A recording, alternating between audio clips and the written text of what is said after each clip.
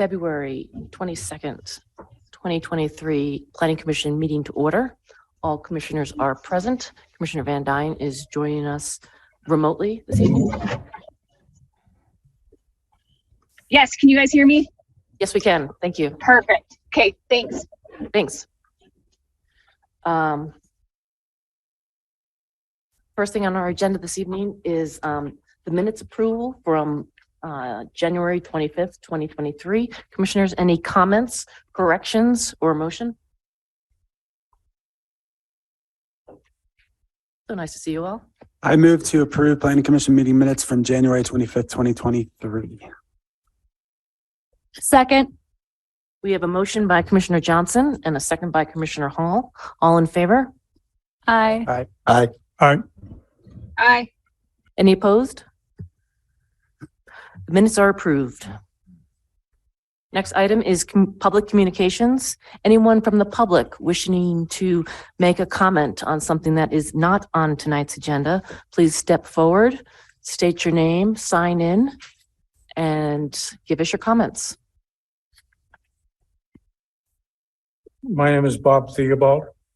I sent all of you and then some an email earlier with a introductory letter, which and a printout of a PowerPoint.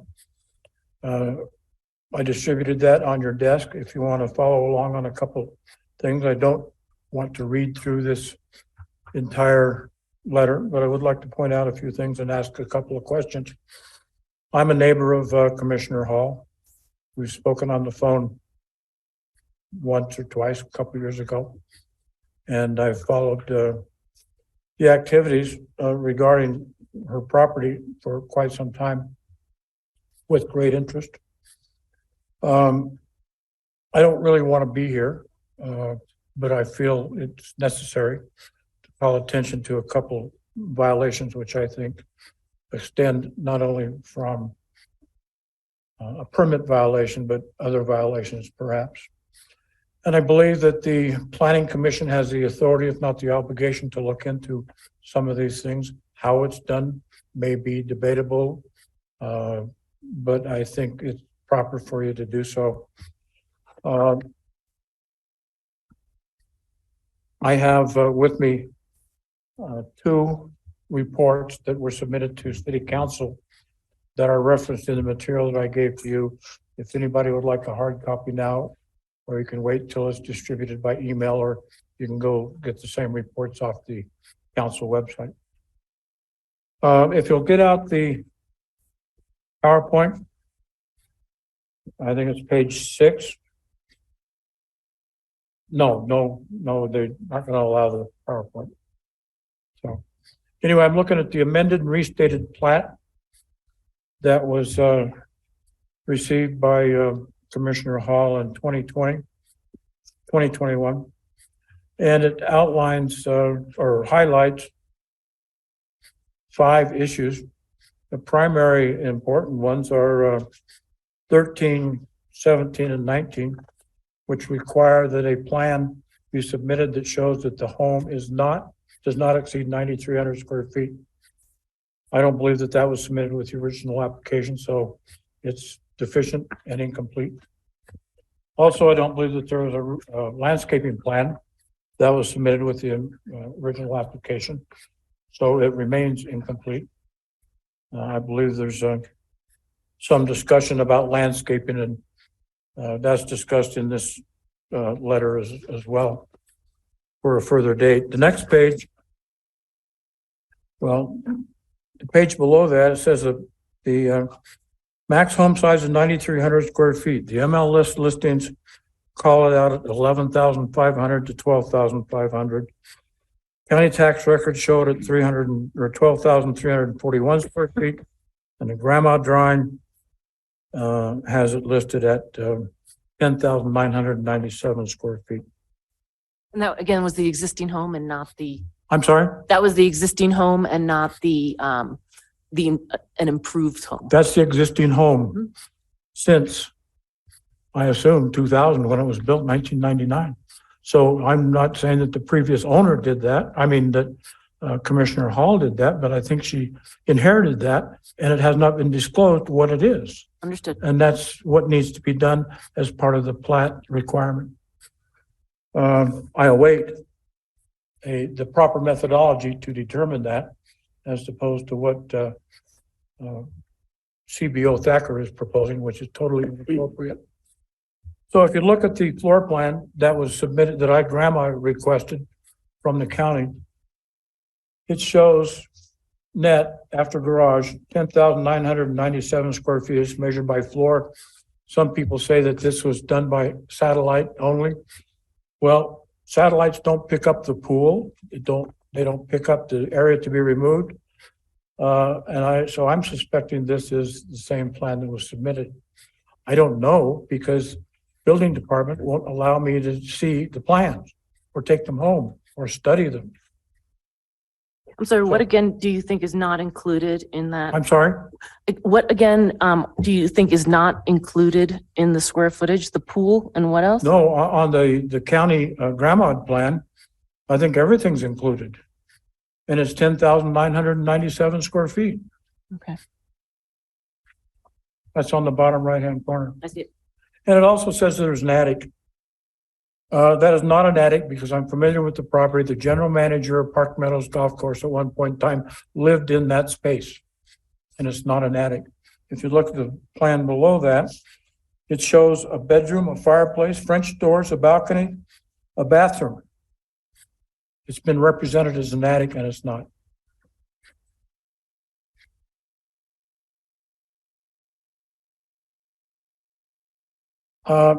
The other major issue is that a year ago tomorrow was the first occasion that this body amended or began discussions amending the recreation facility. At that point in time, Commissioner Hall did not disclose that she had a permit to build a pool under construction.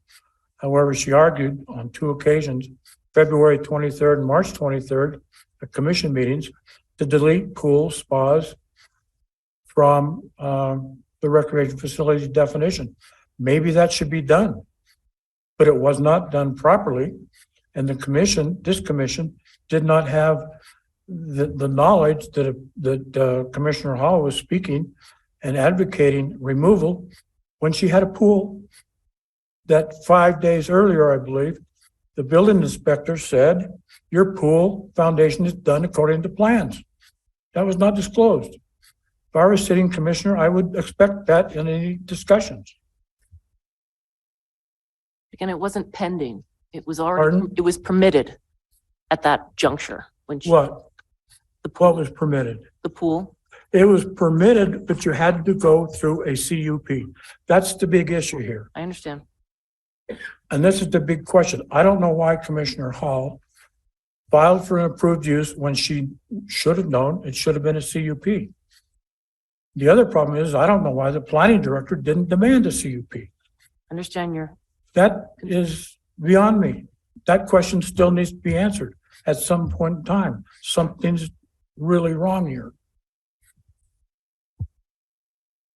Mr. Theobald, you have 3.5 minutes. Okay. How many minutes do I have? 2? 3.5. Okay.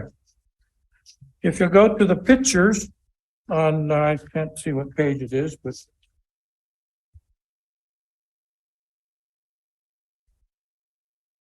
it says environmental consultants. I was told that delineations, wetland delineations are good for a period of 5 years. Activities like tree planting, because they can change surface elevations of wetland, are considered fill and are therefore regulated. 404 permit. The picture below that shows the trees that Commissioner Hall is currently planting up until the snow. And neighbors have complained about that. And we filed a formal complaint about the issues that I've spoken about previously, as well as these trees that are being planted, which will block their views. The next page shows the neighbors' current views. They can see the mountains. You can see the wetlands, the meadows. That's a ditch in front of in the front portion. And the tree lines that you see are the trees that currently screen Commissioner Hall's home.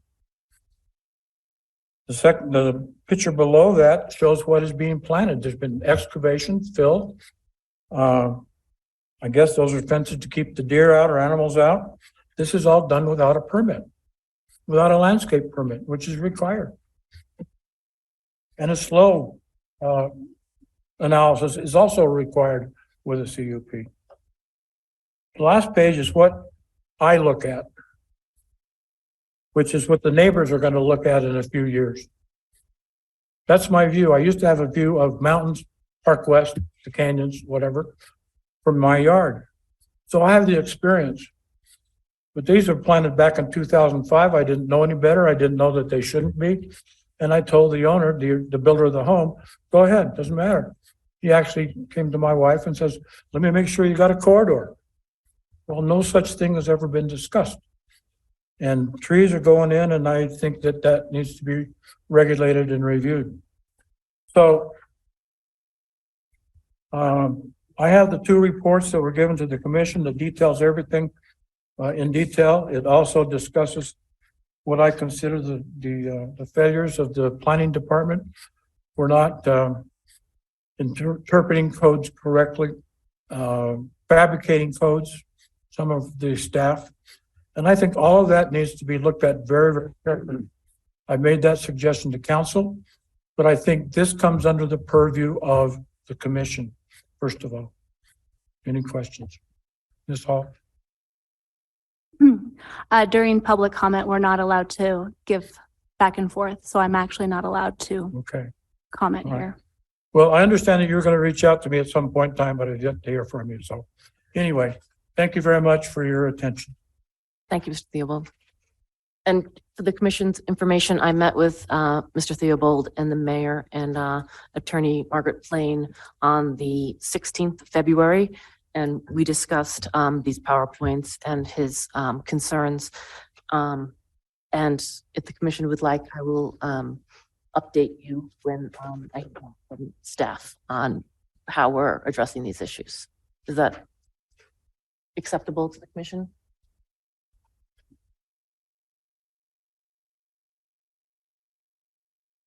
What are the options that are being contemplated? Can you share that? Regarding next steps? Yeah. There's, staff has committed to, getting back to me on, a determination about this, whether or not a determination has been made with regard to the square footage of the home.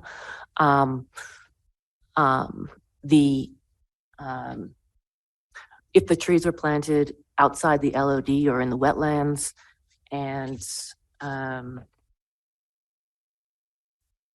how big the indoor hot tub is, and why it was initially described as a pool and then later described as a hot tub, and whether or not an indoor hot tub would require a CUP in that. So those are the three facts that staff is going to determine and respond to. Okay, thank you. Madam Chairman, Yes. can I make one last comment? Sure. This whole problem could be resolved if Commissioner Hall would voluntarily submit for a CUP and go through the process. Thank you. Thank you. Okay. Any other public communications? Anyone wishing to make a comment, please step forward, state your name and sign in. Give us your comments. My name is Jerry Hall, resident of Park Meadows. I just take a brief moment to respond to Mr. Theobald's attacks. I apologize that the commission has been spending time, well, not just the commission, but also the council, hundreds of hours of staff time as well, which should be focused on more important business of the city.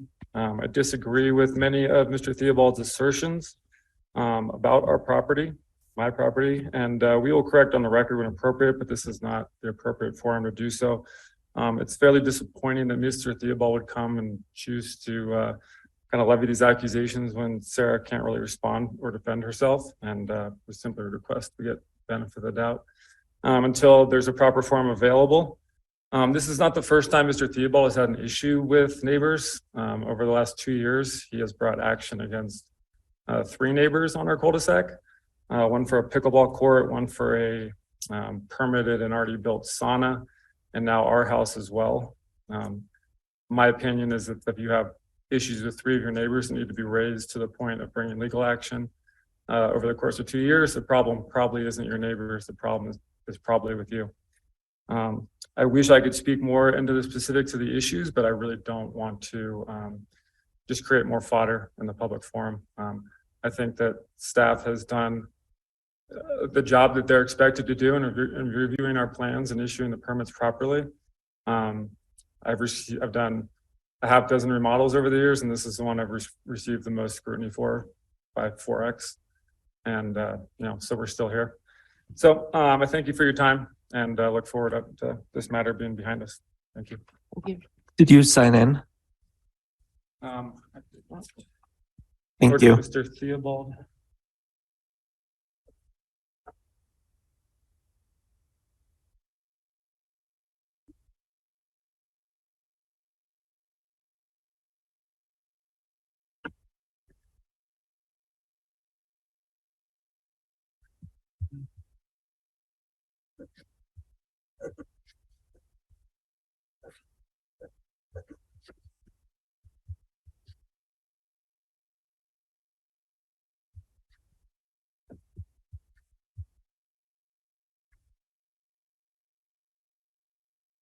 Anyone else from the public wishing to make a comment tonight on something that is not on our agenda?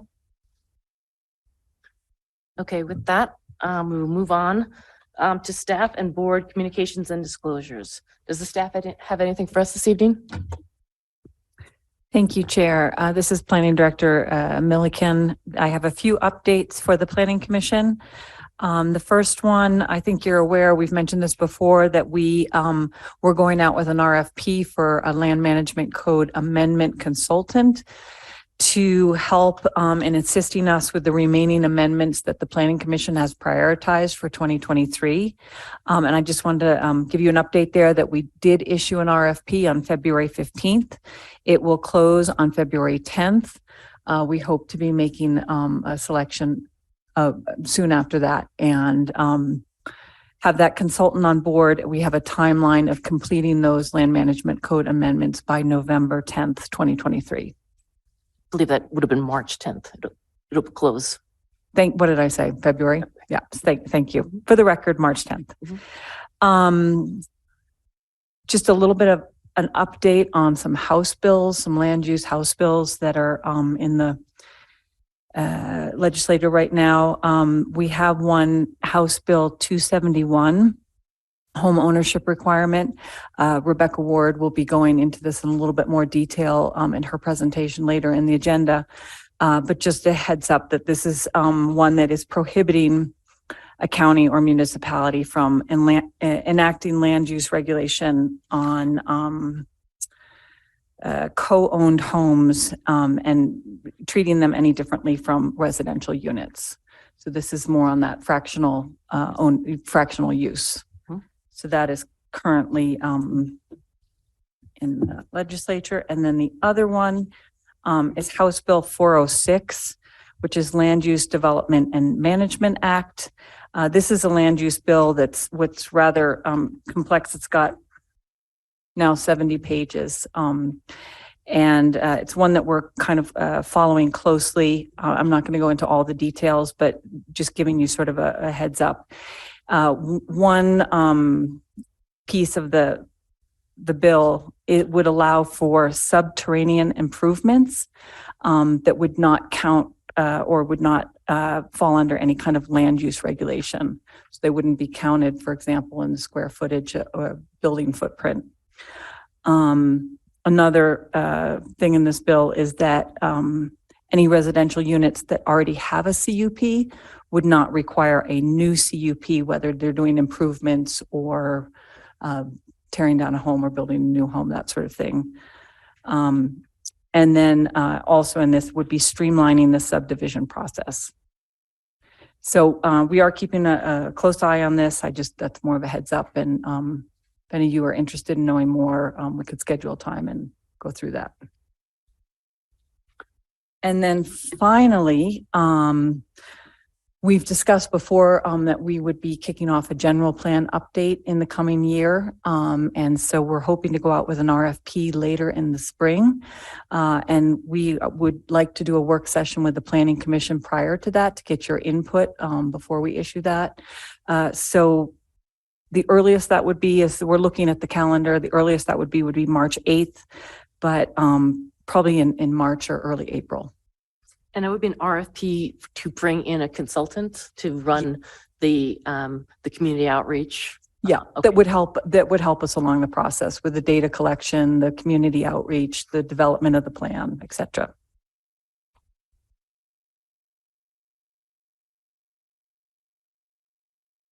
And that's all I have. Great. Thank you so much. I have one disclosure, I guess. I do know the applicant representative for item 6B and the owner of the property. While I don't think that would affect my decision, I'm going to err on the side of caution and abstain from voting on that matter this evening. You'll have to recuse yourself from the room when we discuss that, okay? Okay. Anyone else? Any disclosures or comments? Yeah, I'd like to talk on a couple things. Sorry about that. As Commissioner Hall stated in the minutes tonight, I am going to be terming out here in the next few months. And there were a couple of things that after all these years of service that I wanted to address and we didn't have on our LMC priority list. And I'm not sure where they come in, so I wanted to mention them tonight. So one of the things was at the last commission meeting, there were a few conversations and recently in the community about the 12 J1s from Argentina living on a floor, paying $1,000 a month. I had several conversations with different people and everybody's agreed we need to have a solution, but what is it? We need to have a solution. What is it? So I spent a couple of nights just rolling around thinking about it. Obviously, I feel that putting more transient zoning within the city and looking where we can put that is a big way, or a very helpful way. And I think I've proven that over the years, that if you have transient zoning, you can do motels, you can do campgrounds, you can do different kinds of construction that has seasonal businesses so that you can play to the season. And if City Hall wants to get involved and restrict some of the, do a public-private and restrict the winter usage only for seasonal housing. It's a quite simple, proven way to help out. One of the things, and I obviously employ some people here in town too, a lot of J1s. So we provide transportation to and from their homes. So I know what they're living like. And it's horrific what goes on in this town. It is absolutely horrific. We all know what happened at the Colby School 5 years ago, 4 years ago, over 100 kids living in that dilapidated, bucket and, paying good money and the landlords and or the tenants, the people who rent these homes, a lot of times the original owners are out of town, they're in California or New York, and these homes are being stuffed with 30, 40 people. And it's my understanding that these homes, if they get caught, it's a slap on the wrist and it's a zoning issue. Which means zoning violation. Yeah, which means no one's really accountable. They can't get hurt if I rent some house from Henry and I pay $5,000 a month to Henry and I'm making $30,000 a month by putting 30 people living in there. Okay. Even renting kitchen tables where people sleep on top of and put their stuff in there. And I'm not making this up. I live this. All right. So this is what's happening in our community. And we're not accountable. We as a community are not accountable. And this happens every single year. So when everybody acts shocked, and takes a deep breath, oh my God, these kids are sleeping on the floor. paying $12,000. Well, you ain't seen nothing yet. Come hang out with me. I'll take you, anytime you want. So what I want to do is I want to propose these solutions like the zoning, adding more transient zoning. And more importantly, I think we should have we should change the codes and the laws and make it a criminal offense to stuff these homes. Because that's what it's going to do, is it's going to force us then to fix it. Then we're going to have housing. We're going to have to work with the resorts. We're going to have to work with these things. We just don't open our eyes when somebody writes a newspaper article every 5 years. So my suggestion, it would be, my biggest dream is for us to address these things. Stop just sweeping it under the rug. This is what's going on. It's going on right now. If you don't believe me, after this meeting, I could take you to 3 homes and we'll just knock on the door and go on in. But you're talking about private landowners, right? You're not talking about the resorts. No, I'm talking about private landowners. City managing these islands. A lot of times, like I'm saying, is somebody will come in and they'll rent. Some young people will rent it. And then they already know that the J1 situation, when these thousands of kids have no place to live, and they funnel them into these completely unsafe. I mean, they're death traps. The fact that we, as the most affluent city in the state of Utah, does not address this and allows it to go on. And let's be honest, we all know this is going on. All right. Nobody can deny it, but we need to address it. And my 2 solutions are to try and get some more zoning so that we can work with some public-private solutions in there, and also to put criminal and codes in place where these people don't get a slap on the wrist and a zoning violation. Meaning the owners of the landlords. Whoever is stuffing these homes with 30 or 40 people. I think we need to address it. Now, Mark, would that just be the land management code, or would that also have to be city council in a session where they address this politically and with the law enforcement here in town? Yeah, well, it would depend how it's addressed, but obviously we are limited by the state legislature in the land use enforcement category. So you'd probably be a little more effective with a broader look at a new criminal ordinance that was more in the licensing category or some other category, as opposed, because our land use authority for enforcement is not as acute as the criminal arena. So, and the occupancy, when the occupancy is grossly exceeded, there's nothing we can do. No, I think it, the council has asked for the same discussion, as I understand it. The mayor has asked for a similar discussion at the retreat, so they'll be looking at some ideas. I think some stakeholders may be discussing the same topic with her. So it's already being sort of bannered around at the council level. So we'll make sure we get you that agenda, and you can see where they are on that. A good number. But, and yeah, I obviously got the building official here. You have certain building code and fire code regulations regarding occupancy and those sorts of things already. And so. But it's a slap on the wrist.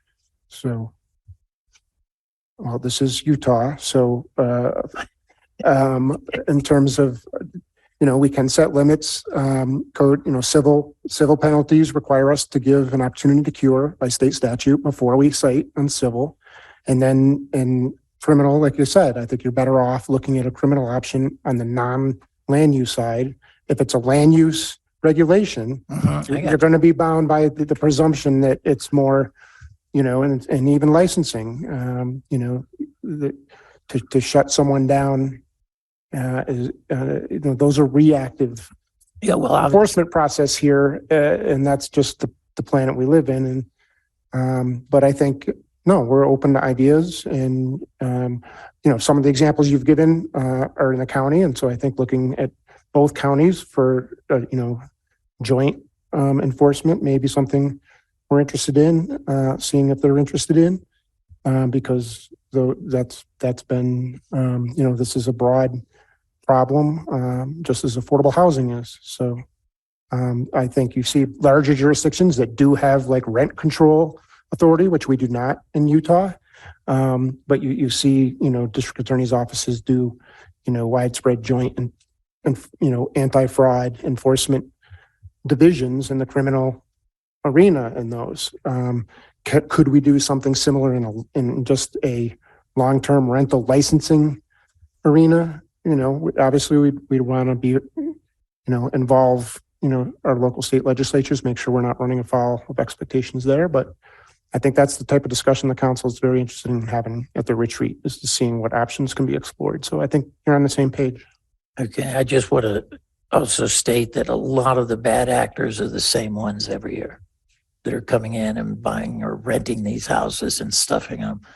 So they don't feel they don't feel threatened at all in being exposed or being caught.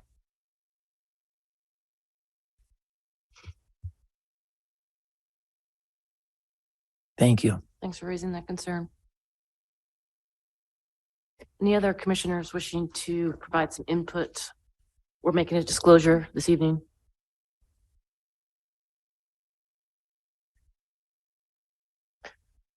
With that, we'll move on to continuations. 316 Woodside Avenue, SSCUP and CUP. We going to hear from staff on this, or we're just looking for a continuation? Do we need a public hearing? We do.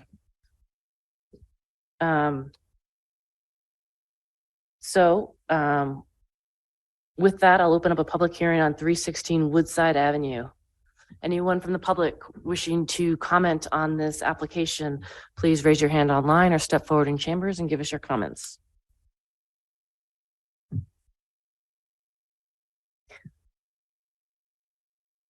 Do we have any hands raised online? We do not. Okay. With that, I will close the public hearing on 316 Woodside. Commissioners, any questions or comments or continuation or motion to continue? I move that we continue the 316 Woodside Avenue to March 8th, 2023. Second. We have a motion by Commissioner Hall and a second by Commissioner Johnson. All in favor? Aye. Aye. Aye. Aye. Any opposed? Application is continued. Okay, moving on to our regular agenda. First item tonight is 1325 Empire Avenue and parcel SA 200 plat amendment. So we're going to hear from Alexander Ananth, our senior planner on this application, and anyone wishing to comment on about the application may speak when I open up the public hearing. Right. Planner Jaren Ehlers, I'll be giving the presentation.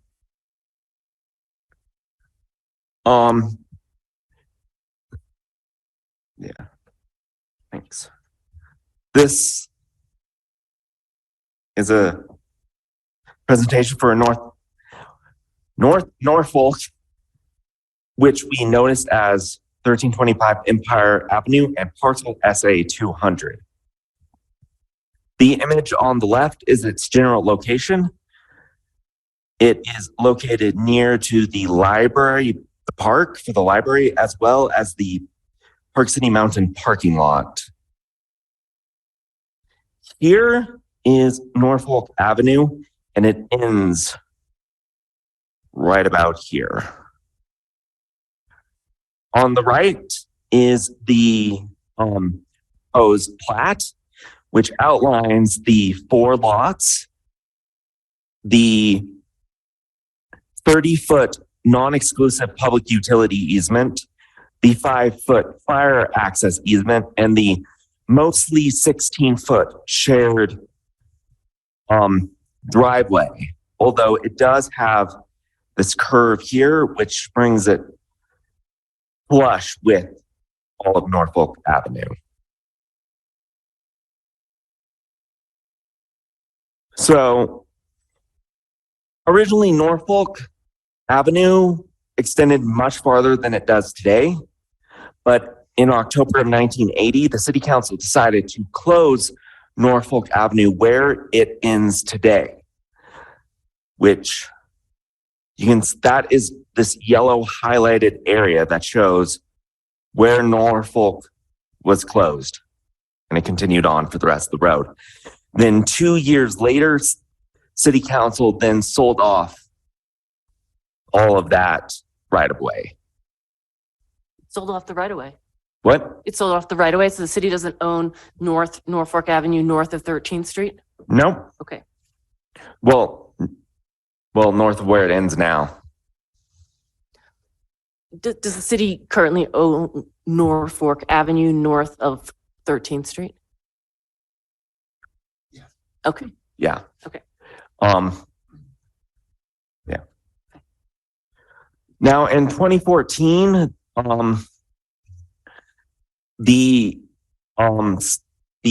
redevelopment agency, along with the Knutsons, applied for a plat amendment affecting that would re-subdivide 1314 and 1315 Empire into 3 parcels. In January, that was approved by the Planning Commission. In February, it was approved by City Council and recorded with the county later that year. Here is that plat, which is, as of right now, the current plat for the Knutson subdivision. The plat amendment that is being considered tonight would affect Lot C. And then SA 200 is right in here. It is currently not a platted lot. It's a meets and bounds parcel. Question about the map. Or is this not? After the staff presentation. Okay. Just jot down your question and you can ask it later. Okay. So the proposal to subdivide the 2 lots into 4 lots complies with the Recreation District zoning district requirements. It meets all the minimum lot size requirements for single family dwellings in the RC zone. None of the 4 proposed lots would be large enough for the construction of a duplex. Staff proposes condition of approval 7, which would make clear that the maximum height would be 27 feet from existing grade.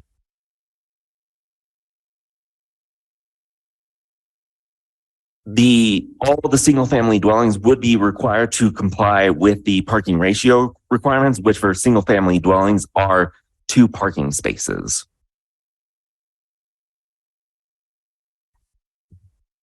Regarding under the subdivision procedures, the application is required to have good cause, and it meets that good cause requirement because it furthers the Old Town goals under the general plan.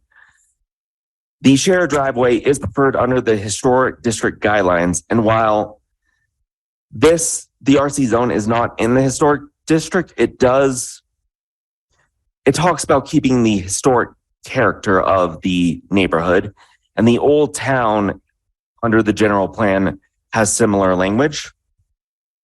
It meets all the lot requirements. It would increase the housing stock near to Park City Mountain Resort. Single family dwellings are very common in the immediate neighborhood and the RC zone and Old Town, and no public street, right of way, or public utility easement is vacated. On September 20th of last year, the Department Review Committee met and gave us feedback. And based on that feedback, we crafted these 3 conditions of approval. Condition of approval 4 would require a geotechnical report that would then be approved. And the engineering department would also review any proposed subterranean basements. Condition of approval 5 would require a plat note that requires that before any construction can be taken place, the fire department is requiring that public stairs for access be created from Empire Avenue to the shared driveway, and that would have to be completed before any other construction could begin. And condition of approval 6, which regulates what can be built in the 30-foot public utility easement. Staff has received one public comment, which was emailed to the commission on February 21st and is now in the record. And so staff recommends that the planning commission review the plat amendment to re-subdivide these two lots, hold a public hearing, and consider forwarding a positive recommendation for city council's consideration on April 4th, 2023, based on the findings, fact, conclusions of law, and conditions of approval outlined in the draft ordinance. Thank you.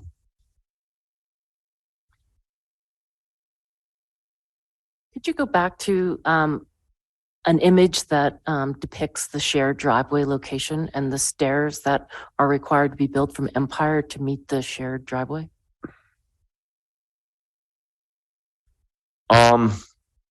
I believe this image works. It is based off the old parcel, the old plat, but it is still pretty close. The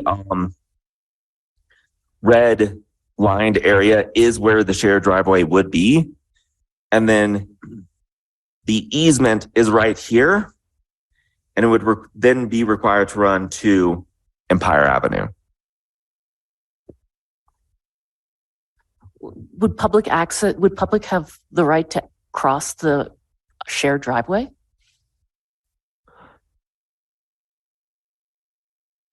As proposed, it stops at the driveway. So the public wouldn't have access up and down the stairs? I know the fire department wants it for their access. Okay, my second question is. They did list, the fire department has said they will be public stairs.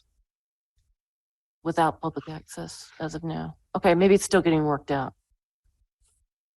So that's my first question. Second is this having an impact on the Woodside Phase 2 plans that I guess are on hold or are still getting worked through, the appeal that's being worked through in the courts? Would this plan have any impact on the Woodside Phase 2? No, we spoke to Jason and he had no concerns. Okay. Then you talked about a 30-foot public easement. Yes. Is that, I don't know where that is on these plans. It is this, right here. And that would be what, 14th Street? No, not quite. It's No, it's on other, it ends on either side of the shared driveway. Water and sewer need a certain amount of distance in between their lines. So they're the ones who would use this easement. uh-huh. So it's similar to the other right-of-ways we have in Old Town that are through, like 11th Street, for instance, which is a vacated roadway and it's used as a right-of-way. This is also 30 feet, but it's not a vacated roadway, is my understanding, right? Correct. Okay. And how big is, what are the dimensions of Lot C?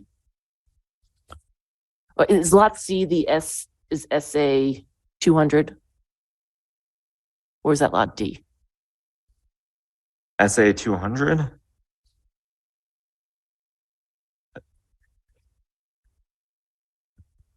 you clarify? Sorry. So, there are a number of lots and then there's a lot to be developed that's Yes. like it's larger. Yeah, yes. Can you just give us the dimensions of that? Because it's not platted. Right. Okay. So how wide is it? Looks like it's a standard depth. Yeah, it's a standard lot. Standard depth, but what's the width?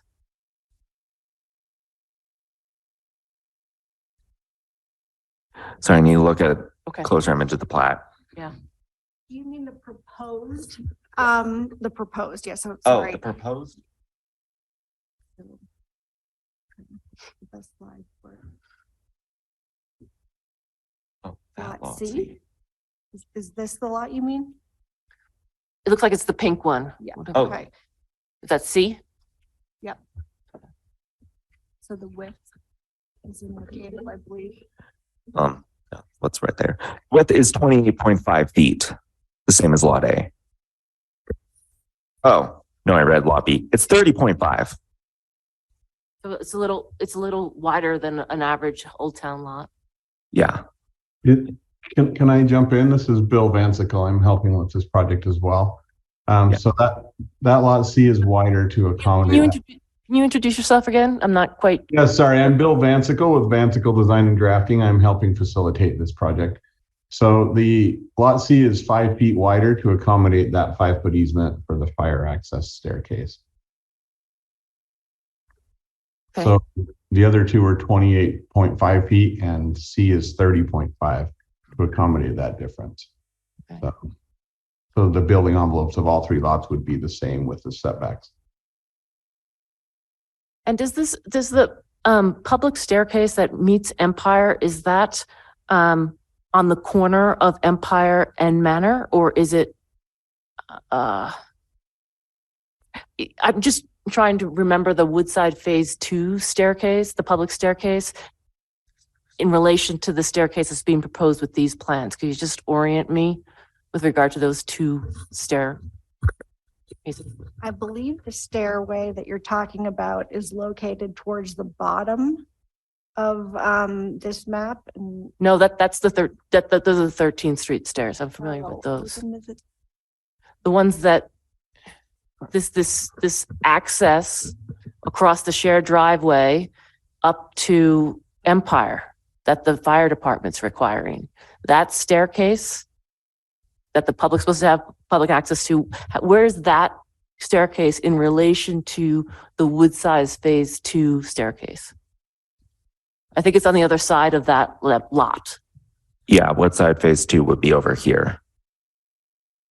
Nope, because the staircase reaches Empire. I believe it's on the far side of that lot that we see with the cars in it on Empire. I think it starts over there and goes down.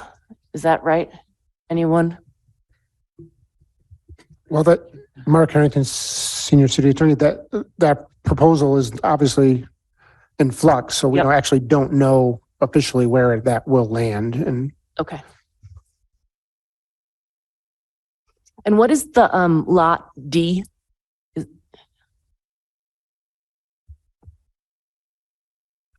This is That's lot the D. 4th lot that's Yeah. being proposed to be developed. Yes. And the dimensions of that?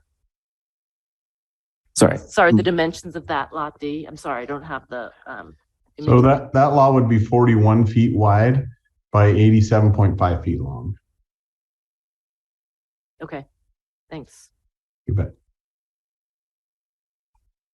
Commissioners, further questions for staff and the applicant regarding this proposal? I have some questions. Yep. I always have questions. Thanks, Commissioner Johnson. Please proceed. What is the width of the current Norfolk right of way there? Is it 16 feet? Oh, are you talking about Norfolk Road here? Yeah.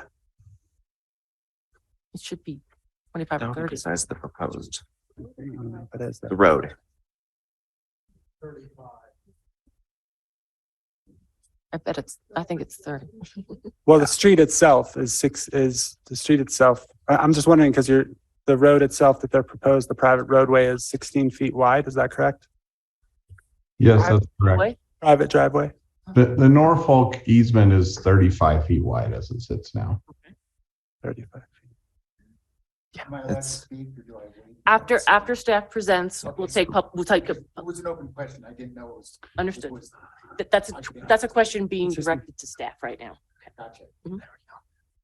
I guess with that, thank you. So it's going to transition to the 16-foot driveway, private driveway, which the stairway, the public amenity is going to be connected to that, but yet we don't.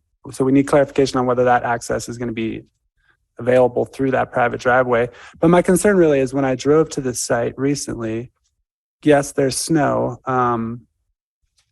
There wasn't really a place to turn around, right? So like I went to the end and then I essentially had to back all the way out and make that kind of go straight into Norfolk to get back onto 13th. So I'm wondering if the fire department looked at that as far as like emergency vehicle access concerns with the private driveway, or if it's relevant. Their only request was the stairs. They reviewed the proposal and they had no access concerns beyond the stairs. I believe they decided they would enter the driveway and park there and then have to back out. They did not require a turnaround area. That's what you mean. So the private driveway is not going to have any parking in it. It's going to just be an access roadway for these homes, a private access roadway. And each of the lots is going to have their own driveway and parking requirements on their own lots. Yes. Apart from this private driveway. Yes. And is that after a front yard setback? Yes. So it'll have a 20-foot driveway from the property line to wherever a building can be sited. Not necessarily 20 feet. Okay, so it could be like a 5-footer like you see in front of condos sometime where you can't park in the driveway. And Yeah. you can only park in the garage. Yeah. We don't, no parking and setbacks, right? In general. Yeah. I have another question regarding Lot D. I didn't mean to jump in there. No, please. Commissioner Johnson. Can you please tell me what the front yard and the rear yard is of that lot?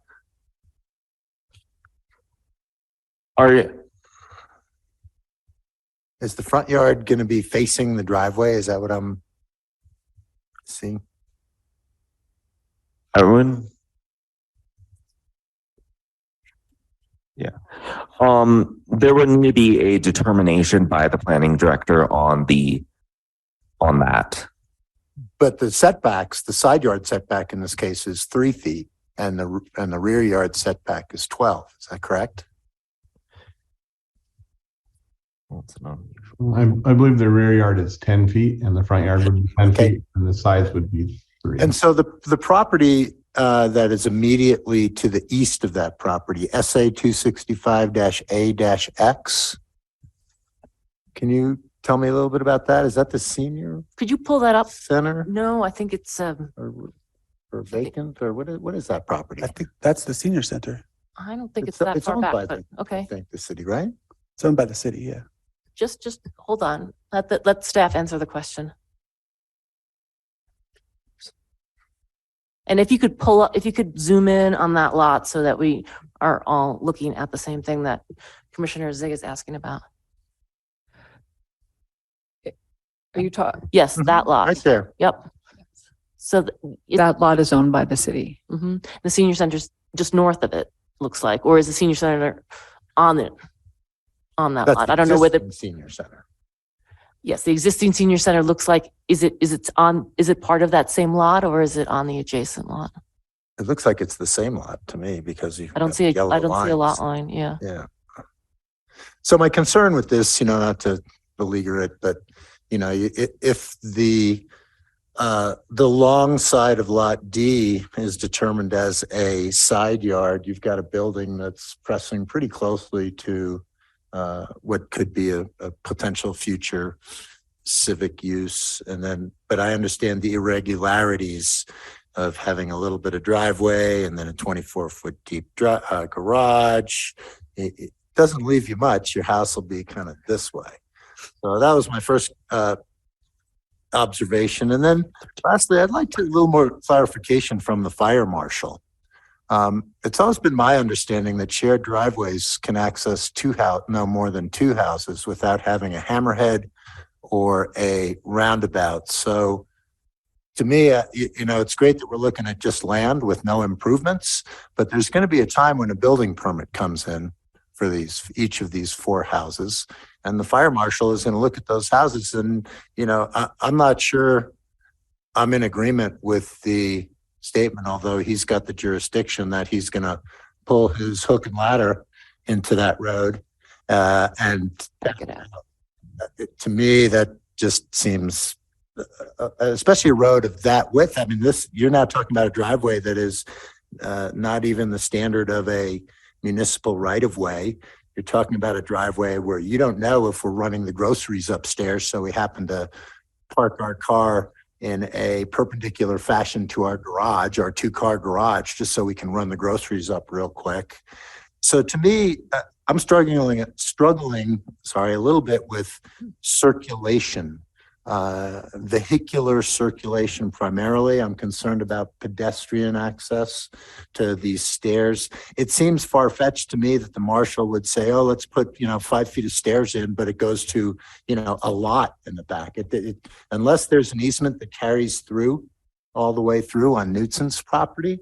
I mean, what are you giving us there? Well, again, I think it's supposed to run up to Empire. That's my understanding. It runs from that private driveway up to Empire. But have the easements been granted from Knutson, for example, for that? I would have to double check before I can say for sure on Knutson B, but this fire access easement is existing and recorded as of now. Oh, you're talking about from the end of the pink lot C up to Empire is what Commissioner Yes, Zig is. that exists already. In fact, just to help clarify a little bit, we met with the fire marshal on the site, and he's aware that we're proposing 4 lots, and it was his suggestion to do the staircase rather than do a turnaround. He didn't want to see a turnaround there. So as far as vehicular access goes, there is going to be a parking space in front of each garage so that you're able to park there outside without being in the private driveway. At least that's our intention. When we do the designs on these, we'll definitely hold to that. And so that could be a part of the plat conditions of approval if you want. But either way, that's something we're taking into consideration. We don't want people to have trouble moving in and out of this private area. I'm assuming that fire protection is required by the building department all over Old Town. Yes, I would believe so. Correct. And does that include in the eaves, the exterior eaves, or just inside the buildings? I believe it's just inside the building. I can also, hi, my name is Gavin Steinberg. I'm the property owner. Can you all hear me? Yes. I can also just let you know that Knutson B has an easement that has been granted from that staircase up to Empire. Is it recorded? Yes.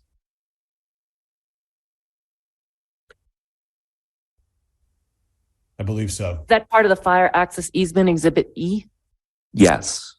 Well, that would be addressing, that's the easement on this property. Yeah, I think that has been recorded, which is why it's included in the exhibits. Yes, it's that exhibit. But the question was about the easement that should be recorded if this is part of the package on Knutson B up to Empire, that easement. So we'd like to see that as part of the package. Are the square footages of these residences, they're established by floor area ratios and setbacks in Old Town? I noticed somewhere in the packet that each dwelling has a specific square footage allowance. Is that correct? Yes. And how are we affected by the new state legislature, especially in lot A, B, and C, which would allow you to dugway under your house and have free space for whatever you want? With no restriction, no jurisdiction. You just say, well, we want to go all the way back on this one and we're going to increase our house size. And I know there's egress requirements, but home theater, there's all kinds of uses you could imagine for that. There's 3 requirements with that though. If you were to do that, like there's a maximum height of 35 feet from the lowest point in the home to the highest plate height. So you're limited by that. You're also limited by the footprint allowed on the parcel. And then that would equate directly to the amount of square footage you could do. I don't believe that going subterranean would really even be an option because you're still limited to 27-foot height restriction. Isn't that a very steep grade there? And isn't height measured from average grade? It is. It says existing. Existing, that's right. So I had a question about that too. Is that existing from the lowest point or the highest point on the lot? It's from any singular point on the lot. So if you measure vertically at any point on the lot, it has to be within that 27 feet at any point. So that's why a lot of the homes you'll see step up with the hill as they go back, because they're keeping it under that 27-foot height requirement on some of the steeper uphill lots.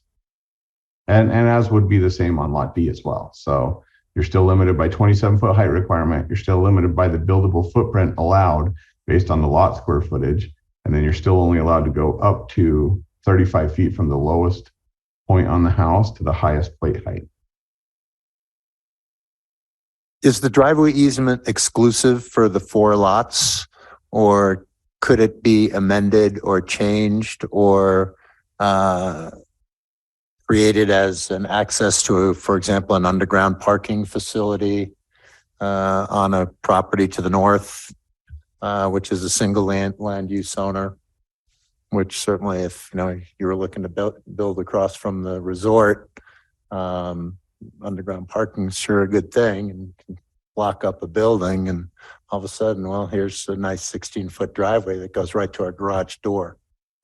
So that's a question I would have. Is it exclusive to these 4 lots, or can it be expanded?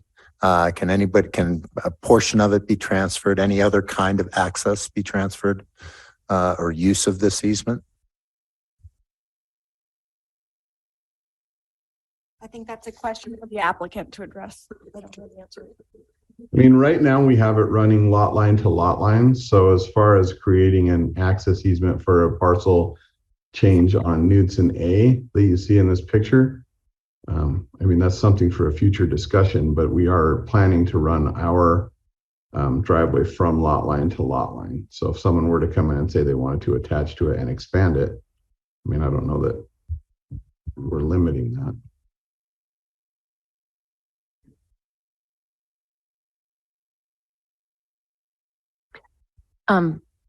Alex, do you know the history of the vacation of Norfolk to the north of these lots? I'm just curious about that decision at that point in time. We were unable to find any reasoning. We just have those ordinances, and in the park record, we only found the public notice. Mm-hmm. And we're talking a lot about this potential public access stairway from the private driveway up to Empire, because there's been a lot of public request for a connection from Empire down to Park at some point. And that's what the Woodside Phase 2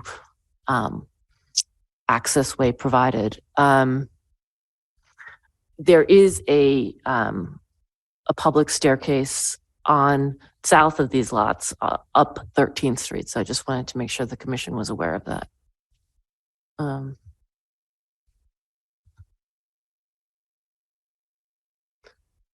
Yeah, I think there's a lot of questions regarding these plans. Commissioners, any further questions or comments?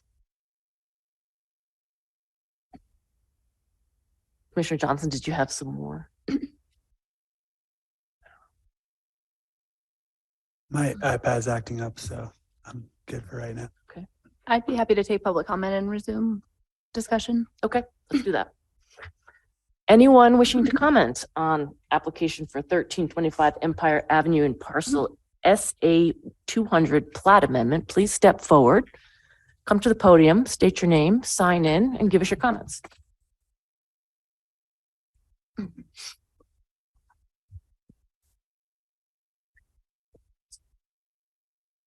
Hello, my name is Mark Bryan, and I am addressing the city for the first time ever in any sort of public forum. So help me out if I go astray, or guide me back in. Be gentle if you would. You're welcome. One of the things that was missing in the history of what occurred on this. Oh, could we bring the map back up, like the pink, blue, and green map? That'll help me. And is this television rotatable? Oh, we have our own. Oh, you can see it here. But you need to Put it up over there. Yeah, because I don't think anyone that's zoomed in is looking at it, or are they? I'm not sure. Okay. So one of the items that was missing in the history of what has occurred on this street is that in 2003, I was a participant in building homes there, and we built the street. We put in the sewer, we put in the power, we ran water in, and that sort of thing. And again, the street that you're talking about is So from when I- 13th Street to the purple and green line. Right. Yep. So from Norfolk Avenue. Mhm. Oh, well, but this is the street that we built, and this is my house.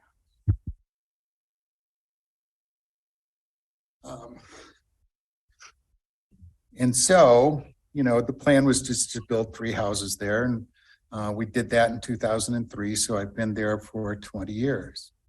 But now, Can I just There- stop you there? You said you built the street. Did you build a 35-foot wide street, an No, extension of so- Norfolk Avenue, or? that's an interesting point too, because it's actually very, very narrow at the end. We'd have to go measure it, but it is not 35 feet continuously. So right at the corner where the blue house is, if you're familiar, it's quite a bit narrower. And in effect, it's a single lane road. I believe the 35 feet is the right of way. That's not necessarily how Right. wide the road is. And so a year ago, I met with Nestor Gallo. Is Nestor here? He's an engineer. And I also met with Mike Owens from the fire department. And so they came down and looked at the street, and they said, in no way would that be allowed to be built today. So, I don't know, times changed. 2003, we did what we thought was right. But so now we have 4 additional homes that are being proposed to be built at the end of the street. But we also have the Woodside 2 project, which I guess has been disbanded, but it's in revision, which means we don't know what it'll be. But there was a plan to build additional homes there. And in that plan, Woodside 2, they were planning to sell the blue home. And then I presume if that was sold commercially, that would turn into some sort of building project. And so the point is that what we have today is fundamentally a single lane road with 3 homes on it, with 4 more planned, with who knows how many more planned, 2, 3, 4, whatever the city, if the city does sell that lot, or if the city decides to build housing there. What it places is a lot of traffic on our little street. And it's already crowded, and it's already difficult to get in and out of. There is a fire hydrant directly in front of my house. Well, I wish I had a pointer, but at any rate, if a major fire were to occur at the end of that road, and fire trucks came into that property and they hooked up to the fire hydrant in front of my home, I would be blocked from being able to get out. And I think both my neighbors would also. So, the interesting thing is on the other side of the street where the blue house is, and there's 2 old dilapidating sheds, that's all city property. And so I guess I'm here representing myself, but also Mr. O'Connell and Mr. Hallen. They're my neighbors in the 2 homes adjacent to mine. I guess everybody gets that. And we're all concerned about the safety factor of being able to get in and out of our homes and the additional traffic and all of that. And so our druthers would be to have that road brought up to city code. As I don't know if it was Gallo or Owens, I think I can pick it out of my notes, but the way the road is built, we did it would not be allowed today. And when you say bring the road up to code, do you mean the existing Norfolk extension that you built? Yes. Okay, you're not referring to the 16-foot wide driveway that's being proposed. I am not. Although, just a point on that point is that that's private property. And so I don't know if the public would be allowed to go up that drive to the staircase that's proposed to be built. I mean, it seems like that would, if you don't have a public easement, you don't have a public easement. Am I correct? So in effect, that staircase would not be accessible by the public. It would be, I guess, for the sole use, unless it continues down to the Senior Citizen Center, then, for example, I couldn't access it, right? At least in a legal fashion. Mhm. Let's see. So as of now, the blue house and the 3 houses that are in existence there, they're all occupied by single individuals. So there's only 4 of us going in and out of that drive, but I think that could change. And I guess the principal issue here is that we don't think the road is adequate. We think it should be widened. We think it should be a public street. And, you know, it is publicly owned. We build it, but it's owned by the city. And I would prefer the city to plow it also. I've had to pick up the plowing expense for the last 20 years. And, you know, I pay my city taxes, but I don't get that benefit. And Has it been and I was- dedicated to the city? Excuse me. Has it been dedicated to the city? Excuse me? Has it been dedicated to the city? You're asking questions beyond my knowledge. So I do know it's city property. I don't know if dedicated, what that means, really. Okay. So, yeah, we have safety concerns. What I originally heard was that the lot had to have like a turnaround for a fire truck. And that was the issue for most of the existence of, you know, me being the neighbor to this lot, and all of a sudden that disappeared. And I guess that's due to the fire department needing like 150 feet of access. I'm not sure what the regulation is. I'd like, you know, if that's possible for me to get a copy of whatever code or requirement that is. But it was surprising when that just disappeared. And, you know, we do have safety concerns. What if a major fire occurred on our street?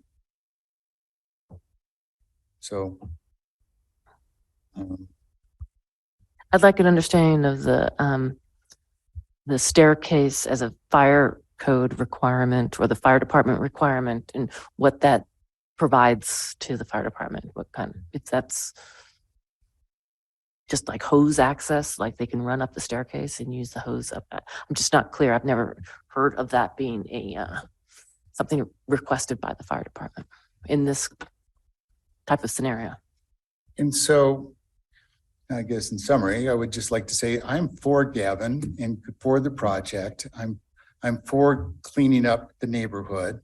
I would love it if the city would do something with the blue house and the 2 sheds that have been occupied by vagrants and drunks. And, you know, I raised children there, and I would call the police on multiple occasions to get them shooed out of there. But those sheds, for some reason, were designated as historic within the last year, and they're almost ready to fall down. One's leaning significantly with the snowpack. I think it could fall down. So I you know, could I ask a question? I mean, what is the city's plan? I mean, I guess the Woodside 2 thing went away. So, but that's been 2 or 3 years since COVID. Are there plans for Woodside 2? I believe it's still being litigated, sir. It's being Litigated. litigated. No, there's no litigation, but Oh. the project's going through next steps on redesign, but they've been prioritizing Homestake first and Leapfrog, and they'll move back to this. But my point there is that if the city is planning to build significant housing, for example, there was commentary about not having housing for, you know, seasonal workers and that sort of thing. I don't know what's going to be built there. I kind of foresee some sort of a condo complex. But if that happens, then our little kind of 1-lane street, it just is not adequate to handle all that traffic in and out of there. So, you know, I don't know how the commission decides on what is adequate here. But what I do feel is that the road in its current state is inadequate. And once we add double or triple the traffic to it, it's going to be extraordinarily inadequate. So, you know, before this amendment gets approved, I would like the city or the commission, I guess, to give me some sort of a read on my concerns. Mhm. And not knowing the public forum, how does that happen? So generally, we take your input and then we close the public hearing. There is generally not a back and forth discussion. It's just your input, your questions, your comments, and then we close the public hearing, and then we'll discuss everything that's been raised if you have further questions, you can come, or you can write to us, you can contact the planning department, and you could come to the next public meeting on this project. I would also request that the commission takes an action item to go down and measure the street, and you can see exactly what the widths are and how it varies over the course of that little stub end, because it's quite narrow, and we've had some automobile accidents there because of the narrowness. I think people trying to back up and cars have been hit and that sort of thing. So Okay. it is very, very tight. Thank you. Okay, I'll just add my email address.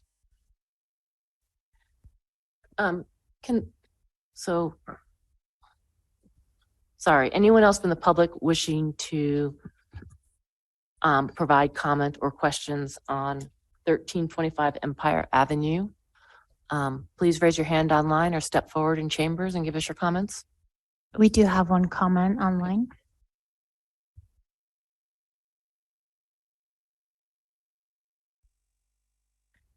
Good evening. This is Deb Renfro. Have I been promoted? Yes, you have, Deb. Thanks. Okay. Yes, thank you. All right. Deb Renfro, Old Town resident. Just listening to the commissioner's questions and the last gentleman's comments and concerns, as well as knowing that Woodside Phase 2 is something that was recently discussed at a council meeting, recently as in like the last 3 months or something. And I know there is an agreement that has been signed with the seniors in terms of moving forward on something. I think that there is enough concern and issues being raised that this should not be approved this evening, that some additional information needs to be gathered, additional research needs to be done before any sort of approval by the Planning Commission. So thank you very much for the opportunity to make my comment. Thank you. Any other hands online? Yes, one more. Great. Could you, Alex, could you bring up that that slide that we were just looking at of the project? And sorry, it's the applicant would like to make a comment. The applicant would like to make a comment? Yeah. Sure. Is this the appropriate time? Why don't I, sure, please give us your comments. Okay. So I just wanted to maybe provide a little more clarity on that staircase and that was approved by the fire department. The intent of that staircase is to provide the fire department with access from Empire down to those 4 homes. And so they came out and they looked at kind of exactly what we're looking at here, basically, and stamped it saying, you know, we approve this with the thought of a fire staircase coming down the side of Lot C so that we have access to those homes and you do not need to have a turnaround in that area. So it wasn't intended to be a public use staircase. It was really intended to provide access for the fire department. So I thought that might just be helpful to understand the intent of that staircase and that they did approve the thought behind it, eliminating a turnaround there. So in other words, the fire department would park on Empire and access the homes in the event of a fire. They would run down the staircase from Empire down to Norfolk. That's what they wanted. Okay. Are you in possession of a service letter from the fire marshal? Yeah, we have the letter that they stamped for in our records here. And do we have anything on the intent of Knutson B staircase? I'd have a hard time understanding that was dedicated with the intent of serving fire access to 4 houses below it. Especially when it's been presented as a public access. Yes. I'm sorry, I'm not quite understanding. I think we're talking about 2 different staircases. No? No, Commissioner Kenworthy's raising the question about the easement that has been apparently granted by Knutson B to this project for or public access stairs from Empire down Sure. to connect to the private driveway. I see. So the owner of Newtson B was the same owner as the proposed plat amendment here that we're looking at. And part of the condition when we purchased it was that we would have access along the side of Newtson B for fire department we will pave that area, and it will be a paved area that the fire department will have access on Newtson B. And so that was agreed to when we purchased the property, and that's when it was recorded. So there was never any intent on Newtson B's staircase to be used for public access? Not to my understanding. I think, the commission can look at Exhibit E, which is the recorded unofficial copy of the easement access. I was just reviewing that again. But again, that doesn't go all the way up to Empire. It only goes Correct. the length of lot Yeah. C. So, okay. So, and that was, sorry, I guess this would be my question for the applicant. So that was recorded, I assume consistent with the fire department letter? The one along Newtson B, it was around the same time when we closed on the property. I'd have to go and pull it for you, but we do have it. I think there was a recent one that was just filed or last year. Is that the one? Yeah. I don't know. Or does staff have any clarification on that? I don't know what you're asking. Oh, sorry. I guess the applicant referenced the letter from, because it's not included in the packet for the fire access. So I'm assuming that the easement was in conjunction with the fire access or request from the fire department. Am I making a leap of faith? Again, we've asked for that easement to be provided to the commission to review as part of this application. And we don't have that tonight. So I don't know perhaps it is part of that, but they don't have it. Yeah. I think. If the item is continued, we can come back with that. Okay, but information. is my understanding correct that the easement that was recorded about a year ago was consistent with the request from the fire department for this envisioned subdivision? Yes. Yes, that's correct. Okay. And then I guess the only other thing I might mention is in regards to parking and access, the 16-foot driveway that we're proposing is a private driveway, which would have 2 parking spaces for each home. And then outside of that 16-foot driveway, if the city or anyone else would like to widen the road outside of it, we have no problem with that, obviously. Really? Because it's part of this private parcel. Outside of the private driveway. So outside of it is outside of the homes where Mark is talking about. Does staff have any comments on that for the street width on the Norfolk? Or any other additional information related to the public comment we received about the width of it? We'll look into it and get back to you. And along those lines, the neighbor has commented that it sounds like those 3 existing homes on Upper Norfolk or Northern Norfolk here plow that portion of Norfolk to 13th Street. And if that's the case, why? And if it's a city-owned road, why it's not a cleared road with, as part of other municipal services that road gets.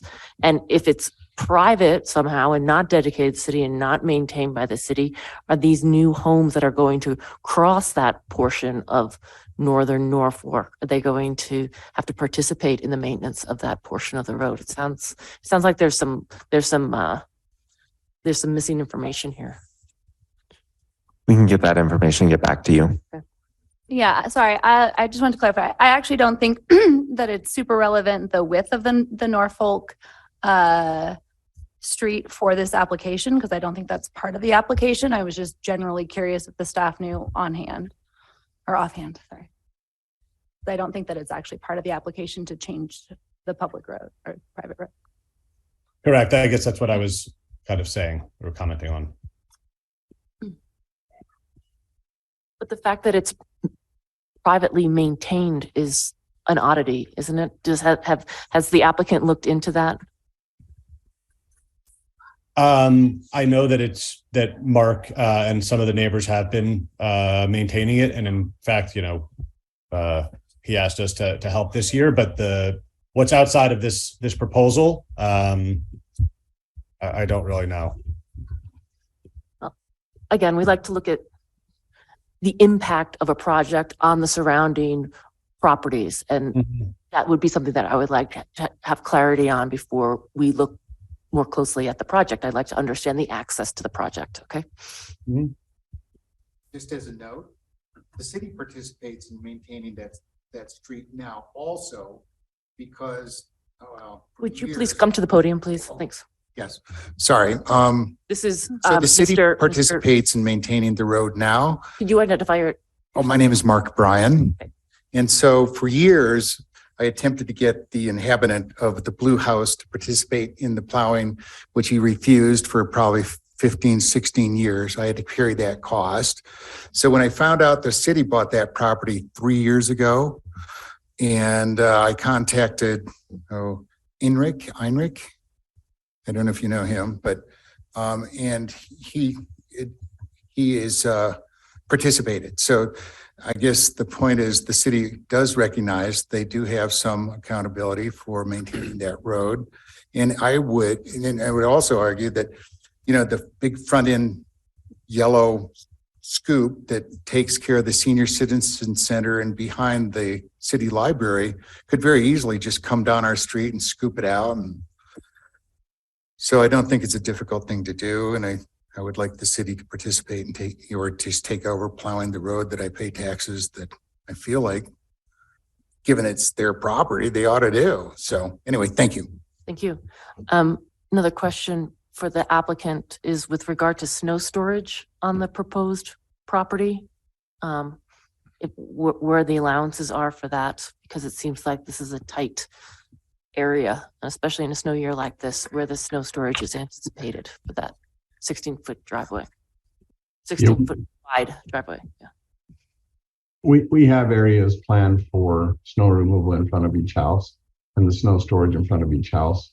So when, once we get through the design side of the homes, we'll definitely have a spot for it. So I mean, we don't have it specifically specified on the plat, but we are intending to create that as part of the whole project.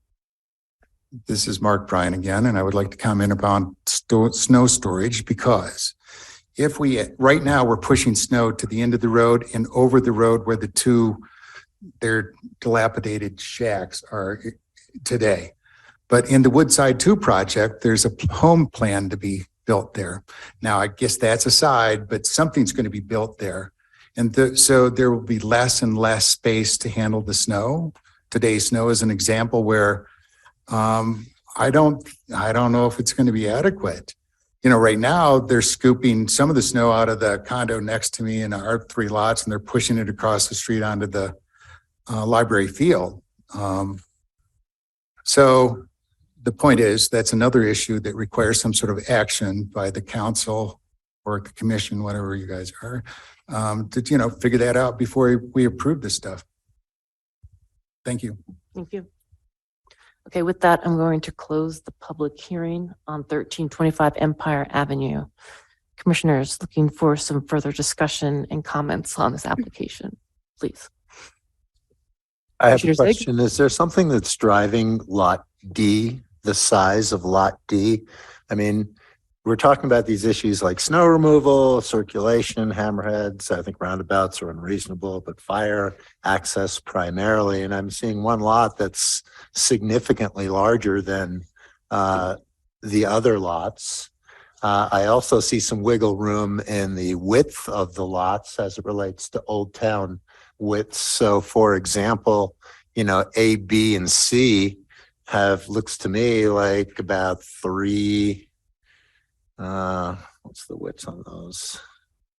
Like 2 standard Old Town I lots think and 1 extra they're wide. greater than 25. So, that could lead to some wiggle room, for example, in the back to create some more circulation.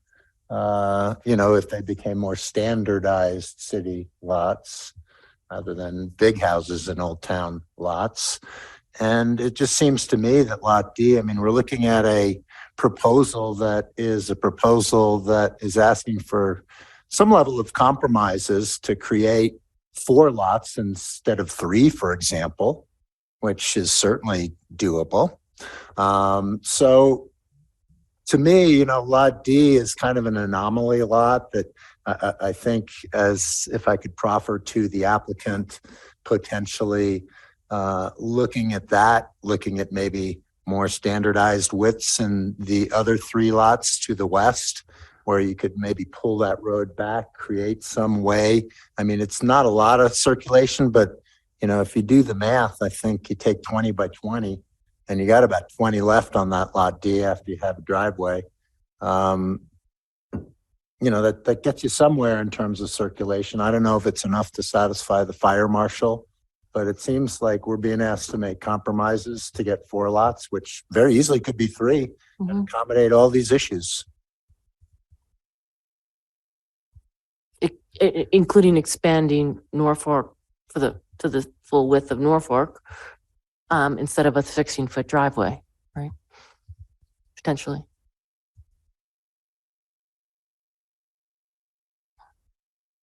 Just as a note though, if you increase the lot sizes, that you then increase them to allow duplexes and more square footage, correct? We're going to decrease them. Yeah, Commissioner Zig's suggesting we decrease them to standard Old Town lot widths. Oh, I guess. Yeah, I guess I understand that. Sorry, I thought I understood like taking it to 3 lots instead of 4 lots, but then you're still increasing the size of the lot. Maybe I misunderstood. The intent would be to use some of the extra land area for circulation, public right-of-way, snow storage, turnaround, fire turnaround. I understand that. Never mind. And he's talking about changing up the use perhaps of Lot D, not, and right? The size, I think. I think the use is the use because it's HR1, but I think, or whatever it is, RC, whatever the zone is, but, so that stands, but, it is disproportionately larger than the others, and we are trying to solve some problems with some fundamental aspects of the property. Can I throw out a brainstorm? This is actually, Mark Bryant. Could I throw out a brainstorm? We will, Are we? We've closed the public hearing. Okay. I had a question for Commissioner Zig. So when you mentioned perhaps have the applicant consider 3 lots, were you thinking doing something different with Lot D? No, I don't think it's up to us to bend and compromise so someone can get 4 instead of 3 in a land use application. Right. Because this is an unplatted lot in the city. Okay, so, you know, you have your pro forma, it either works or it doesn't. And we're talking about issues that are public safety, public access issues, snow storage issues. What happens when a bunch of snow sheds on that little 5-foot easement that the fire department is going to use on the side of the building? So to me, you know, I'm just asking the question, you know, can you build a better mousetrap by having fewer? If you had fewer, maybe you can get the bigger houses somehow reconfigure. It's nice to configure to a rectangle, but you know, we can probably all get a little more creative than that if we really needed to. Right. So I was thinking on Lot D, first of all, I don't really believe that the northwest orientation of that lot fits with the neighborhood. As far as I can tell, it would be the only north-south oriented lot. And so I'm also not certain what would be the front setback versus the side setback. I'm not sure where the driveway for that particular Lot D would orient. Would it be near Lot A, near Lot B, near Lot C, and then you'd have driveways backing up into each other? So I'm having trouble getting comfortable with Lot D for a number of reasons. You know, the applicant, I understand, would like to make 4 lots, but 3 lots, maybe perhaps eliminating Lot D as a separate build, maybe putting, you know, garages. So Lot A has a garage across into Lot D. Lot B has a garage space over there. And, Lot C has a separately built garage, and then widen the driveway, create some room for snow shed storage. I think Lot D could possibly be reconfigured to make Lot A, B, and C a little more in keeping with the neighborhood and addressing some of the safety issues. That's my comments. Thank you. Can I quickly just expand on Commissioner Frontero's statement, and also maybe proffer to the applicant? If you look at the land area across from Lot A and you brought a driveway in that hooked into a house in the north-south direction, in other words, it took an immediate right off the private driveway and then took a left into a garage. Thereby that lot might, once you juxtapose the lot sizes, and then you could potentially create an easement that's part of that larger driveway, that larger sort of paved area going into Lot D from the narrow size, and that would be a fire easement that could be used. And then just the last thing is, when the lots are so small and you've got such a small right of way, and we're even talking about parking in there, which makes no sense to me, but we should start looking at the garage doors. Are they backed up right opposite each other? Are they offset from each other? Do people want to come out the driveway at the same time? Yada, yada.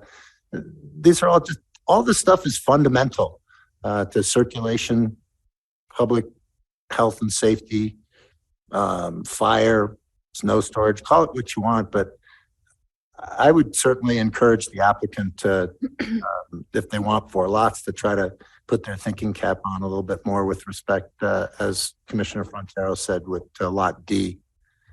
I think that's kind of an anomaly, strange lot.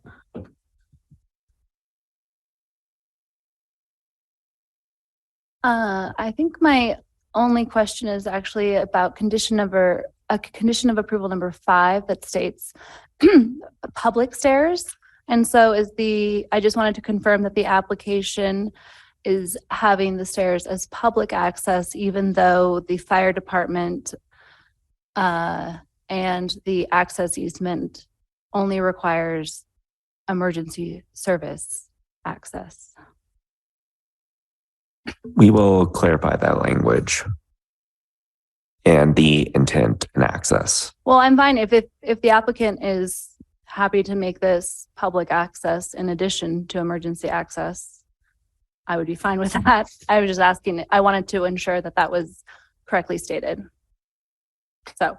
And again, I believe that the gentleman working with the applicant understands that to be emergency access and not open to the public. And if it is open to the public, it's only, it's public access, but then the private driveway is not public. So there's definitely a question that needs to be answered there. Well, I guess the applicant's still available for comment. Is it, or I guess maybe for the staff knows. So if the intent is for public stairs that end into a private driveway, is there a proposed solution to allow public access along the driveway essentially, or through another alternative? And again, the staff presented it as a public access, but they weren't clear on whether or not the public would have access over the private drive, and the applicant who's remote said that he understands it to be just emergency access stairways. So there's a question that they're going to come back. Okay, well, sorry, I thought that there was one applicant who was a representative for the applicant, but I thought that the actual property owner was on the line. So if he was available to comment. Okay. That was my request. He is on the line as well. So. Yeah, I'm here also.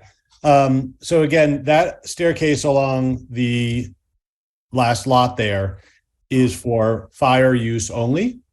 And then even if, I think whatever was put into the language here that said public use was just misstated. It's intended to be for the fire department. And then it goes on to Knudsen B, which is someone else's property. So that's their right to, decide whether or not it would be public or private. But that staircase is for the fire department. I think it was just misstated in here.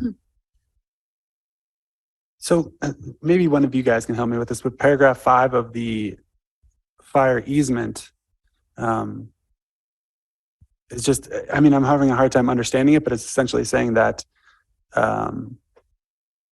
that the intention is if there's a city easement on the Knutson B property, this access easement and providing equivalent and acceptable emergency services access to grantor property 1 and 2, which is this applicant, the access easement shall automatically terminate, provided, however, that if grantee. So essentially, we need clarification on the if the city is going to enter into this easement or if they have, because then we understand that the Knutson B proposed access is actually not a public benefit in any way. It's going to just provide a private stairwell to the 4 proposed lots. That's where I'm struggling with, good cause and providing public amenities and benefits. And then I also do think that the existing Norfolk section of the road should be clarified. I understand it's outside of the plat amendment itself, but it does give us an opportunity to resolve existing issues, which that road is an issue. It's single lane, and I am struggling with the fire marshal's determination. So I would like to see that in writing. I think we should continue this item. If you guys all agree, I'm happy to make a motion. So I'd just like to weigh in, and I think that the public access on Knutson B, the intent was for public access is the point. The public, so that this landowner wants to now just stop it from being public access.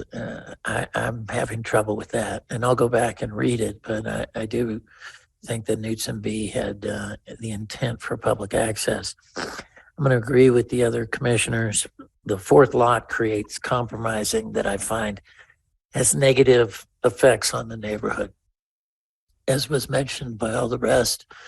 And if I could just do some brainstorming and just had lots A, B, and C go all the way across to the east end of lot D, and you had a full side road going down the middle, I would suggest you could do some ADUs for each of those lots on which would be the east side of each of those properties. So the developer could still find some significant value, have ADUs, which is something that is very beneficial to our community.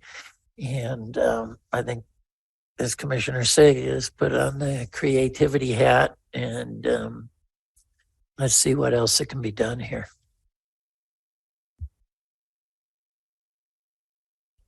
Any further questions or comments by the commission? I'm actually fine with the staff confirmation that the recorded easement was in line with the fire department, and if it was included when it goes to city council as part of the packet, that would be sufficient for me.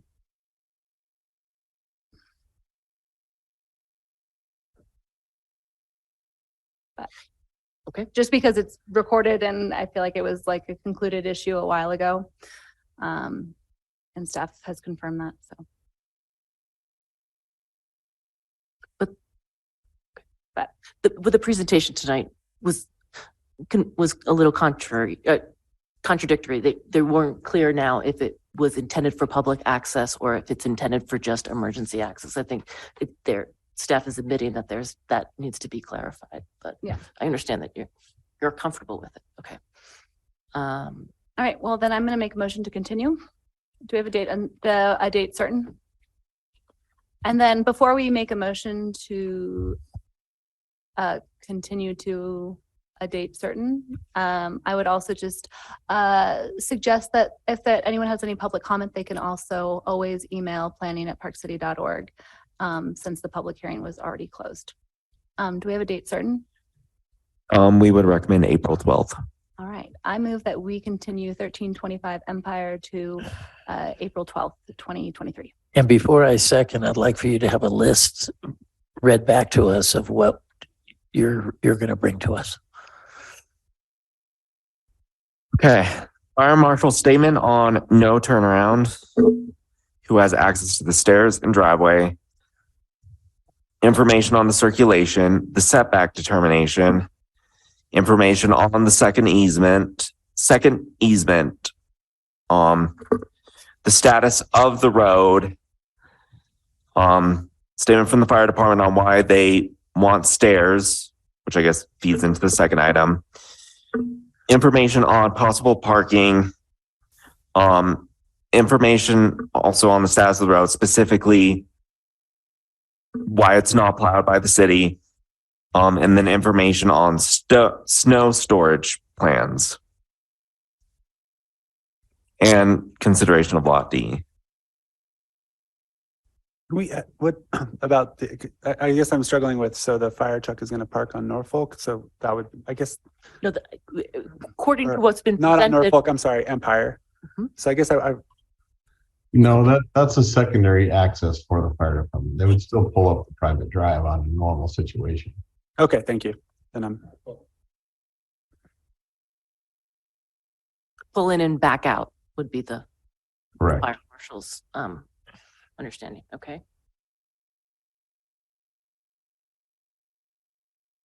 Thank you. It is always helpful before we continue an item officially to summarize what we are specifically asking for. I second.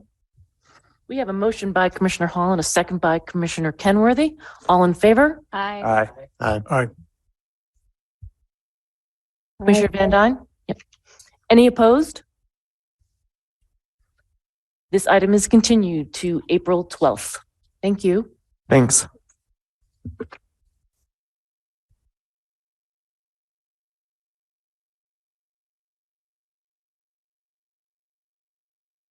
I didn't make the minutes on the property trade.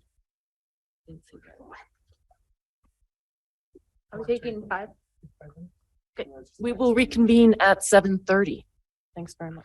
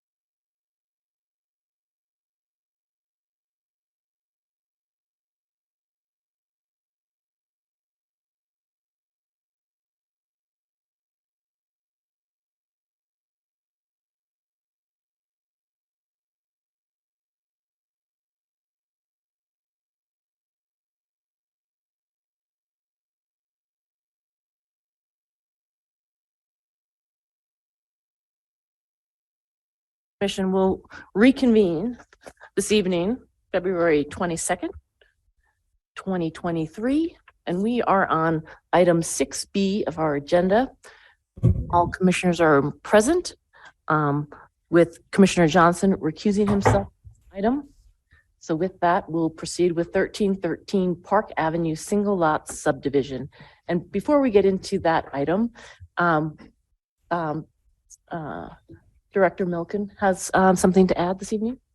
Yes, thank you. I realized there was two items that I forgot on my staff communication earlier. The first one is 327 McHenry, the application that came in front of you previously and was continued, will be returning on March 22nd, and we will be having a site visit prior to the Planning Commission meeting. So I think we could meet down here. I'll email out some directions, but I think the easiest to do would be to walk up from here, just because it's pretty tight street. What time will that be? Probably around 4:45. Perfect. Come back here and have the meeting. Yep. And the second thing is the next item is going to be presented by a new planner to the department, who I don't believe any of you have met yet. Her name is Olivia Svetko. And you see her on the screen now. She didn't make it up. She lives down in Salt Lake or in Murray. So understandably, she's virtual tonight. But you'll see her in person in the near future. Definitely. It's great to meet you guys virtually. I apologize. As you know, parleys can be quite treacherous during big snowstorms like this. So. Well, welcome. Thank you. Okay, do I need to share my screen, or does the planning department have PowerPoint authority? You can share your screen. Okay. All right, great. I will do that. 1 second. Pull that up. Okay.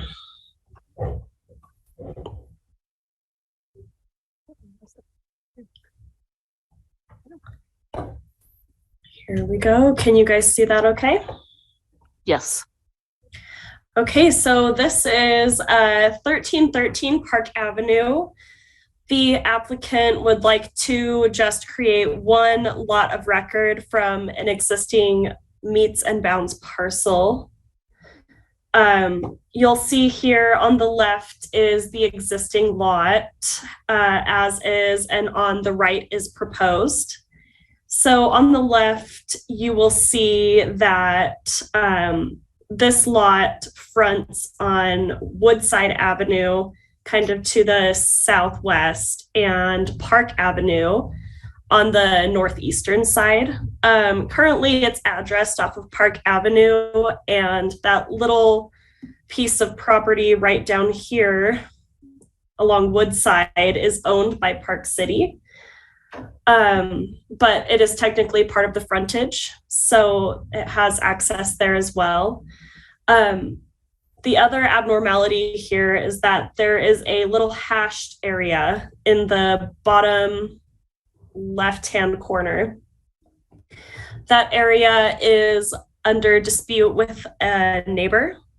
The applicant has voiced that they would like to just continue with the subdivision process to create a formal lot of record while they are disputing that property line, and if necessary, they will just come back and do a lot line adjustment. So you'll see in the proposed lot on the right-hand side, the lot will kind of jut around that piece. Let's see, so here is an aerial of where it kind of lies within the neighborhood. This lot was part of the original Snyderville addition plat, but it was part of block 24, which was left as kind of this big open block with no properties. It wasn't subdivided up like the rest of the original area, which is why this property is still meets and bounds. The historic medium residential or the historic residential medium district calls for 37.5 feet wide for all of the lots. But existing platted lots of record can be as narrow as 25 feet. This is a non-conforming existing lot at 35 feet wide. The structure that's on there now has been there since 1979 as a duplex. The part of the reason the applicant is going through the subdivision process to create this lot is to be able to update the exterior of the home. They currently have a building permit going through review to do some internal work to transform this from a duplex to a single family lot or a single family structure.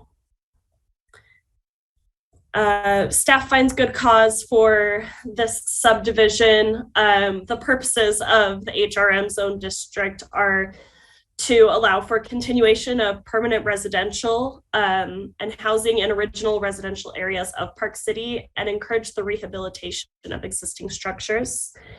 In order to maintain and rehabilitate the structure, the applicant will need a formal lot of record.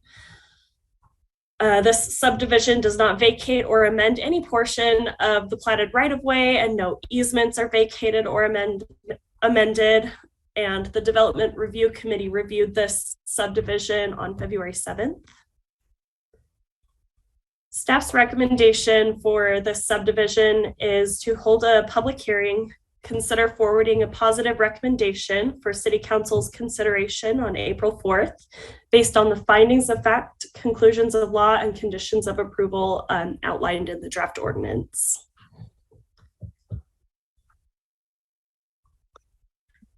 And we have Polly here as well this afternoon, representing the applicant to help answer any questions.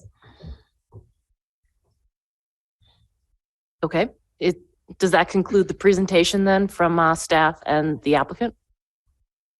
Anything you'd like to add, Polly? No, you did a great job. Thank you. Thanks. Hi, Polly. Hi, nice to see you all. Nice to see you. Okay, commissioners, questions or comments for the staff or the applicant? My only comment is to our new staff, welcome and thank you. That was an amazing presentation. Thank you. I had a question about the what you call the public, the city-owned frontage access parcel. Could you just walk us through that again and explain how that will be part of this lot or not part of this lot? Yes. Can we pull up that slide again? Yeah, let me reshare my screen. Sorry, a bit premature. Okay, this may be the best way to look at it. I can pull up Google Earth if that's easier. Let me know. So the property is outlined in black dashed outline here. So it's this back portion is combined with the right-of-way road parcel. It just kind of juts out into that property. I'm not quite sure. I couldn't really find any history on why it's like that. And Polly, jump in if I'm wrong here, but I think the applicant is in conversations with the city to potentially purchase that land and add it on to the property because there's currently kind of a paved parking area in the back on Woodside Avenue. But we talked in our development review committee and nobody had any ideas on what that was being used for from the city. So. And what did the development review committee find following at that meeting? You just said that they met on February 9th, I think you said, but what was their finding? They approved the proposal? Yeah, there were no major issues raised by the committee. And is that paved lot then that the city owns, is that used for, is it used for public parking? Is the applicant planning on using it? for parking, or is it, what is the intention then? If they don't acquire that parcel, it's going to remain part of the city right away, and is parking allowed in it? It's been, if I can just jump in, my understanding is that it's been like that forever, or since, it was, the block was platted, that it's not actually part of the right of way, it's just city owned property there. And it's being maintained by the owners, but I don't believe that they park on it. And I think it's just been, they use that, they need that area clear. You couldn't park on it because that's their access off of Woodside. And it has been traditionally a duplex. So I believe that the people who are using the duplex in the back would use the part that's on 1313's property, not the city property. So they'll now be accessing their property from Park Avenue, not Woodside, but they currently access it from Woodside? Currently, it's a duplex. There's vehicle access from both sides. Okay.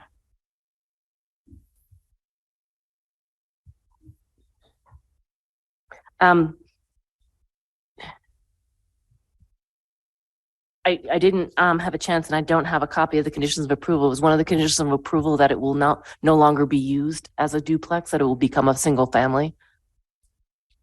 It's, a duplex is an allowed use.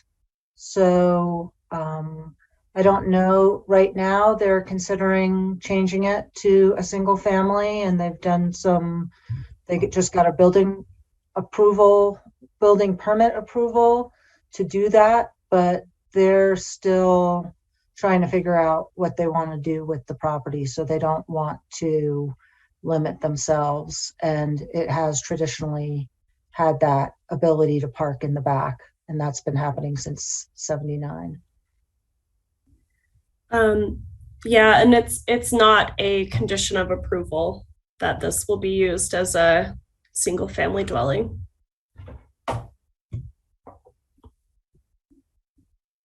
The condition of approval, number 3, just requires it to comply with the land management code. Mm-hmm. What about nightly rentals? That I think, never mind. It's not a prohibition, and it's not a prohibition under the conditions of approval. I see that. Okay. Commissioners, further questions or comments? You can open the public hearing from my standpoint. Any other questions before we open up the public hearing? Okay, with that, I'll open up the public hearing on 1313 Park Avenue, single lot subdivision.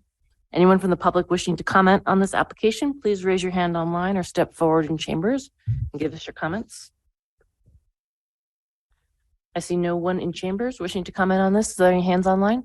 Yes. Okay. Angela, you have been promoted. Hi, good evening, Planning Commission. I have offered comments in a similar vein before where I questioned. Sorry, could you state your name? Oh, yes, sorry. Angela Mosqueda, Old Town. So this is not the first time I'm showing up to a Planning Commission meeting or item questioning what is good cause. I certainly do not believe that good cause is the same thing as no immediate harm. I do think there's a couple things that are perplexing here. If the applicant is currently in negotiations with the city to purchase this portion of the city-owned portion of the property, I would think it makes sense to figure out that transaction before pursuing something like this. And then secondly, I would say that earlier this evening, something was approved, and hold on, I just want to pull this up. North Norfolk, good cause. It specifically says on a slide that it increases housing stock near PCMR. This particular property is near PCMR. I think it's worth mentioning that it has, as long as I have lived in Park City, which is 17 years now, it has been a year-round rental an affordable rental for employees of the community. And it seems like this is another situation in which an owner is looking to take one of those year-round rentals, we'll take two now off the market, and redevelop into an updated and much more valuable single-family home. So if the Planning Commission is going to continue to allow things like this, and staff is going to continue to never push back and find good cause with anything and everything, I would strongly urge the Planning Commission to add a couple of meaningful conditions of approval here. And that is that one, no nightly rentals be allowed, and two, that this remain a duplex. And I think that's where we prevent people from just continuing to turn our town into one giant speculative real estate opportunity. The fabric of Park City continues to be eroded, and it depends on each and every one of these decisions. Thank you. Thank you for your comments. I just want to clarify that the application regarding the properties on North Norfolk was not approved tonight. It was continued.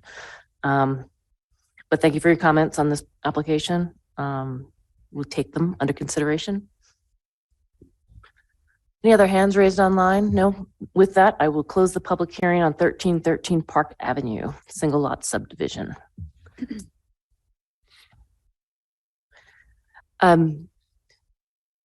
So this property may remain a duplex, and the duplex currently is accessed from Park Avenue and Woodside.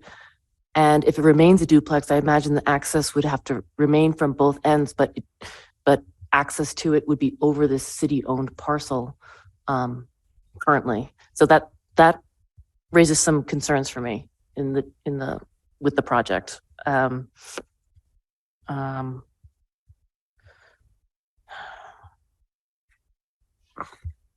But Commissioners, any further comments or questions on this application? Commissioner Zig? I actually concur with the public comment that was just made that, I think it's important to have the city deal done before we're looking at this, because it does affect access. You don't know what that property is really. I know that people park there now, but that doesn't mean they will in the future. It could be snow storage for, Norfolk. So the bottom line is, I think until the city deal is made and you have the through capability from Park to Woodside, that's something that I'd like to see. I'm sorry, the through what? The going from Woodside all the way through to Park in the single ownership. My understanding is that the applicant is trying to buy that little Park City parcel there. And since the house isn't historic, there's nothing to say that you couldn't tear it down and do something else there, right? So, I'm fine with a duplex. It'll conform in terms of lot size to duplex. It's interesting to go through this process just to get your siding done. Well, this is some internal restructuring too, I think. Yeah. So those are my comments. If it remained a duplex, do you think access from Park Avenue exclusively would be practical? It stands to reason if it goes through, you perhaps access from both sides.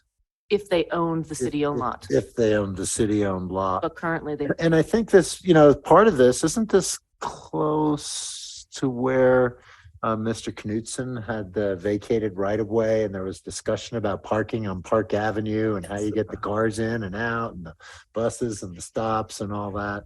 So yeah, it's great. It's non-conforming now, but if something else happens, then how does that work with what the parking is in the right-of-ways now along Park Avenue? I don't know if they extend that far or not, but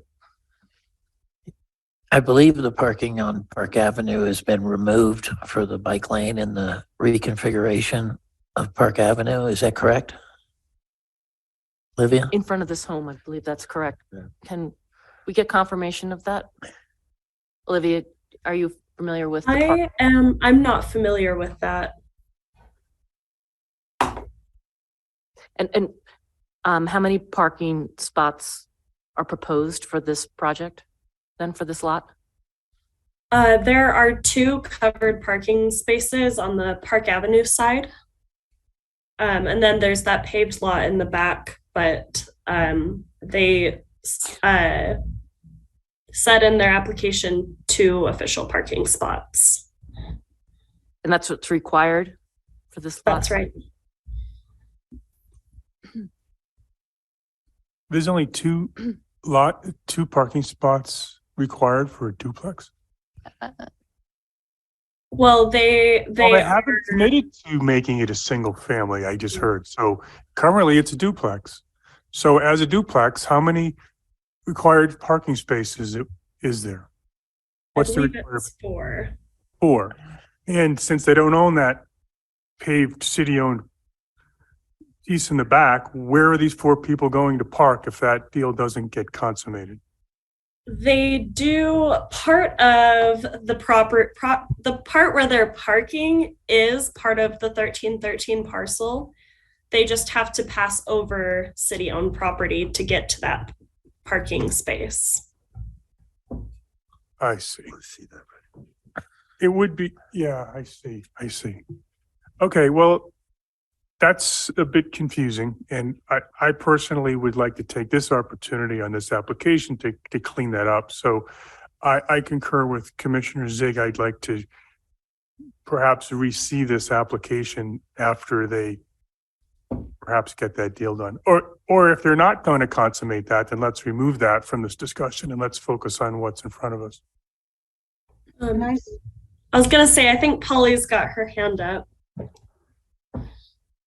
So, is that okay if I speak? So we reached out to Heinrich back last July, I believe it was, about the ability to, our interests to purchase that parcel.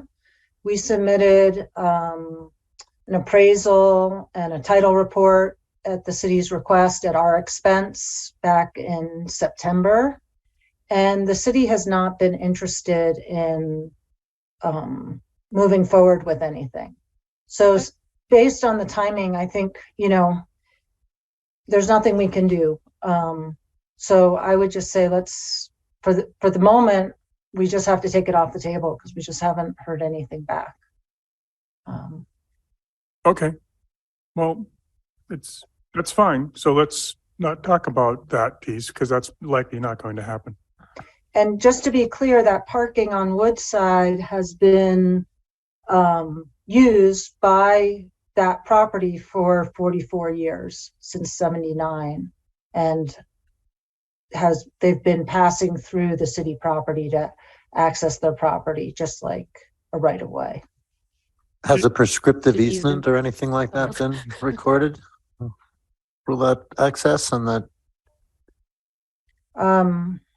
Well, you wouldn't record a prescriptive easement, but they have been using it Yeah, for I'm the not a lawyer, but entire there's time. some kind of easement that I think if you have continued use that you could file that that substantiates or permits your use if you could show that you've historically used it, I think. I mean, well, a I'll lawyer. defer to Mr. Harrington, but I don't think you can get a prescriptive easement against a municipality. But in any case, that is the access. The city-owned parcel is in between the right-of-way, which would be our access on that rear. So that's part of why we thought it would be a great idea for us to buy it, because it's not very, you can't utilize it very well. But the city doesn't have much of a use for it.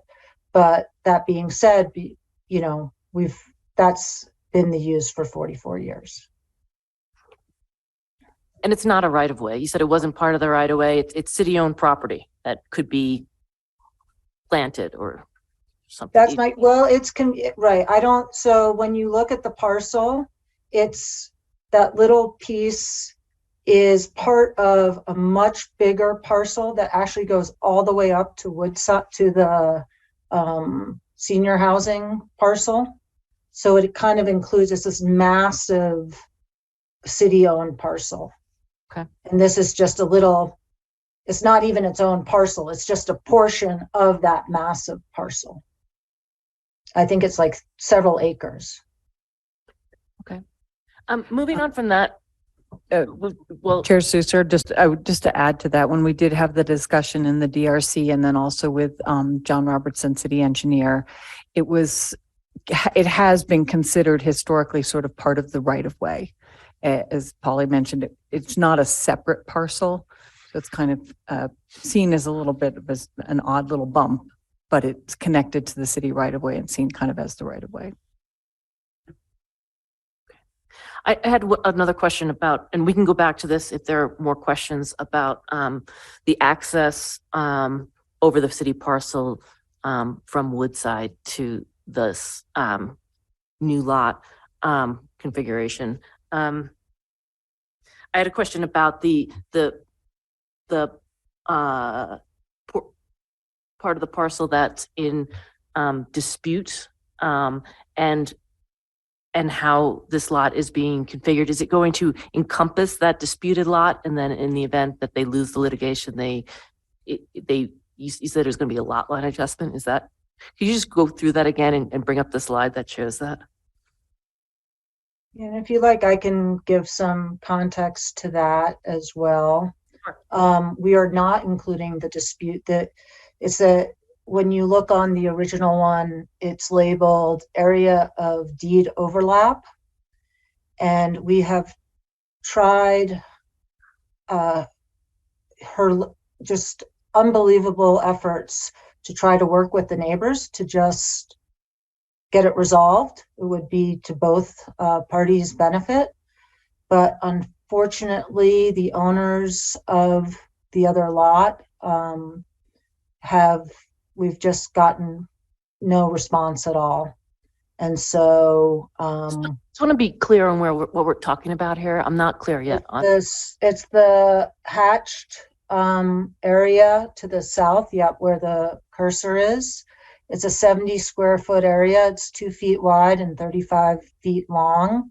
It has been, I asked Nari from Park City Title to just, as we've been looking into this, we have a chain of title, back from the beginning that both parcels have this overlap area. And so we tried and we tried again since last summer to work with the neighbor, come up with a fair resolution. We put together a boundary line agreement, and unfortunately, the owner is Bill Hart, and he would say yes, and then nothing would happen. So we're just in the situation now where we've had to file a complaint because obviously we need to get that resolved. But we thought, worst case scenario, if we're not entitled to any of that area, then we have, we'll have our lot of record. If we do get a portion of it or all of it, then we'll do a lot line adjustment. But if we try to wait for the litigation, we're looking at an extremely long period of time. As you know, the courts are really backed up. The litigation takes a long time. And so we want to proceed so that we could continue to maintain and renovate and make changes to the house, because we can't right now because it's a meets and bounds parcel.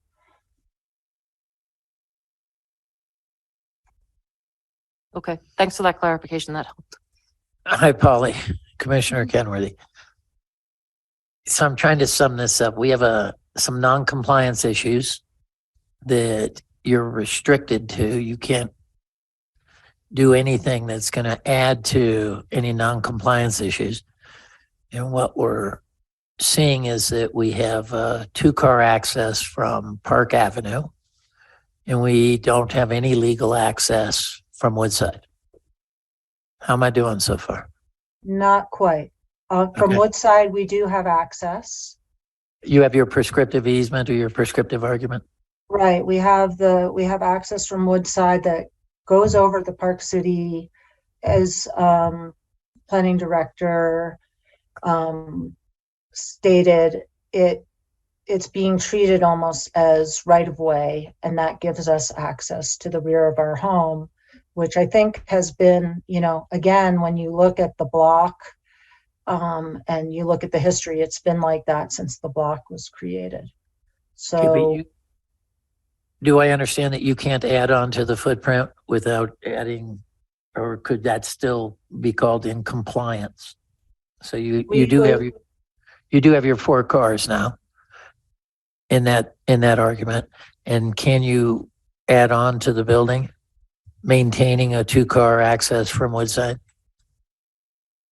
we will comply with the land management code and all requirements. For example, any non-compliance, we will not increase the degree of non-conformity. We won't increase any non-conformance, and anything we do to the project, to the property, will comply with current land management code as well as historic district guidelines. Right, and that is, I believe, condition of approval number 4. Yeah, I see it. Okay. And if you go to a single family, you would still consider in just remodeling the existing structure and adding on to it with only a 2-car requirement. Yeah, I don't think that they've decided yet what exactly they're going to do. Right now, they're thinking of turning it into a single family, but a duplex is an allowed use. So they're not, they're still kind of weighing their options, which, are both allowed uses. Both the single family and a duplex are allowed uses. Currently, they do have 4 parking spots on the property.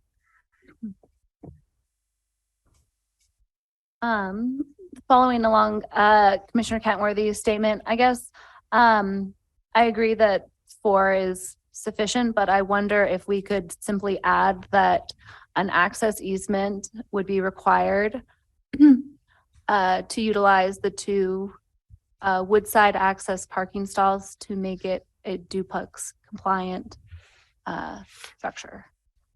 I think that's implied by number 4, but I think it'd be fine to clarify that. So if they either acquire that property or receive a formal access easement like we have in other applications, that would be sufficient for the 4 stalls, which would make it code compliant for duplex. Otherwise, they would be left with the 2 stalls and a single family residence to be code compliant. Is that a fair assessment? Yes, I think that's a good suggestion. I do too. Okay. Sorry, I forgot the planner's last name. Staff, could you, Olivia, sorry, it's gonna take me a minute. Can we amend condition of approval number 4 to reflect in more detail that would include the duplex would be allowed to have sufficient parking if there is an access easement, or obviously if they acquire that parcel. A formal access easement, a recorded formal access easement negotiated with the city. Yep. Yeah, and we've done that with other, or they may acquire it, so we'll see. I agree with oh, sorry. Oh, I'll update that. Okay, that would be my request. I do agree that a potential bifurcated, I guess a double application would be annoying as an applicant, but I understand that there's reservations about whether or not this is going to happen or not. So I don't feel like it's part of the code to require that they consolidate the applications into one. And I do sympathize with the public comment of discouraging nightly rentals, but it's not part of the LMC at this time. I think that's a state issue that the city faces. If the applicant would like to opt into that, of course, I'm always very supportive. Is that something that the applicant would consider? I've been looking at your Deed Light program just for my own interest. I've been kind of following it based on some other work I've done, and I will definitely present that to the owners as an option that they can apply. but no, no interest on the applicant's part in, including a prohibition against nightly rentals in their project? No, I don't think that they want to limit what they can do there. I have a question related to some of the surrounding uses. It was hard to see from the aerial photograph. Now, the fire station is close to this parcel, isn't it? Isn't the Park Avenue Fire Station? Could we get a better aerial view of the property for this discussion?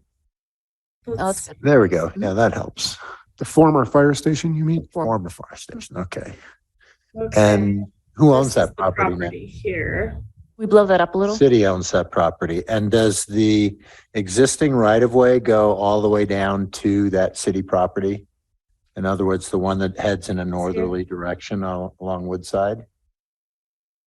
So it goes Is all the way. this highlighted one or a different one?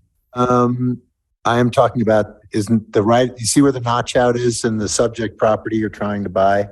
Is it my understanding that the right of way continues to the north?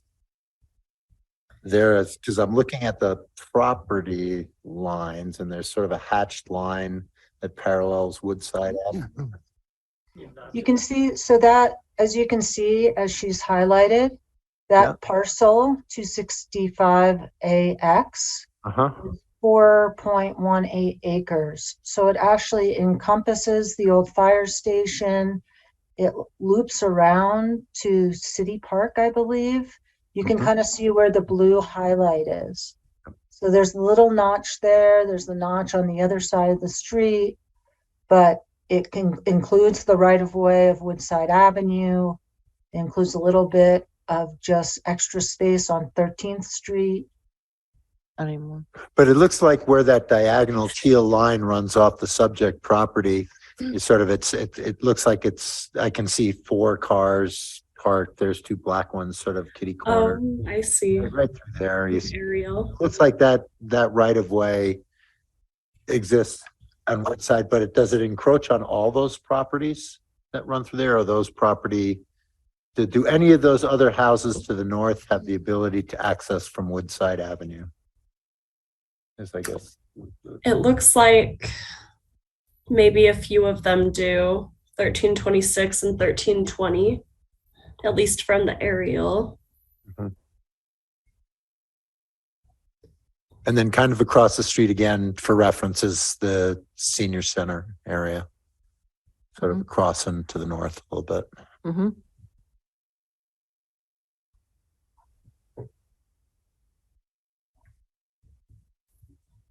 Have we opened public comment? Yes. We did. Okay, sorry. They're all blending together. That was Angela Machetta's. Oh, you're right. Duh.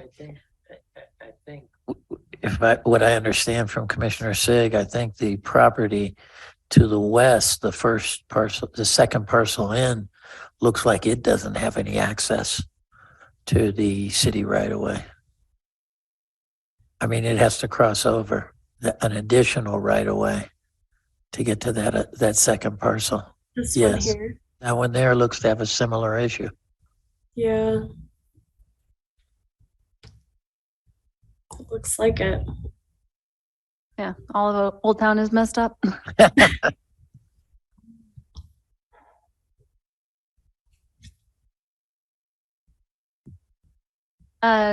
Commissioner Van Dyne. And then Bill's gone. We have Sorry, my mute button's been, my phone's been fussy tonight. I agree with Commissioner Hall's comments. I think just requiring the access to have some sort of easement agreement, and otherwise I'm okay with going up forward. I don't really have any questions as of right now. Yeah.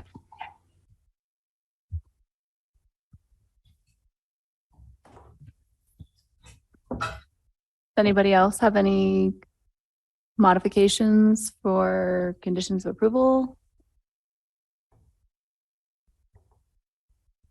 Do we have a motion? Motion, commissioners? All right, I move that we forward a positive recommendation for 1313 Park Ave, as amended for condition of approval number 4, for council's consideration on April 4th, 2023. Second. We have a motion by Commissioner Hall and a second by Commissioner Frontero. All in favor? Aye. Aye.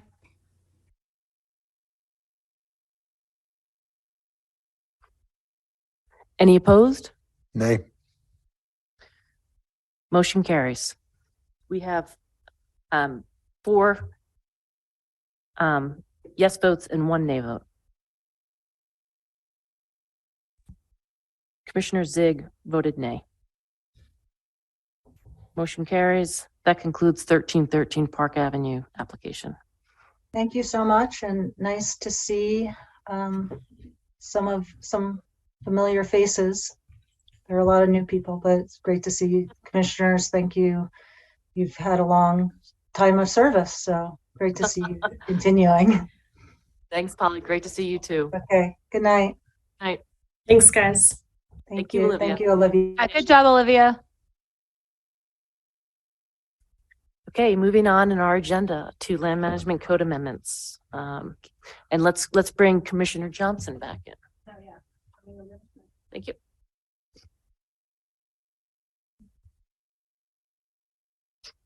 Good additions. I like it. Like the amendment.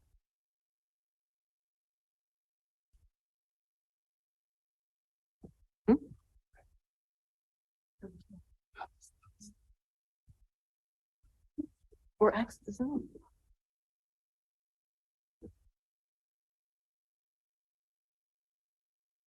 But it's.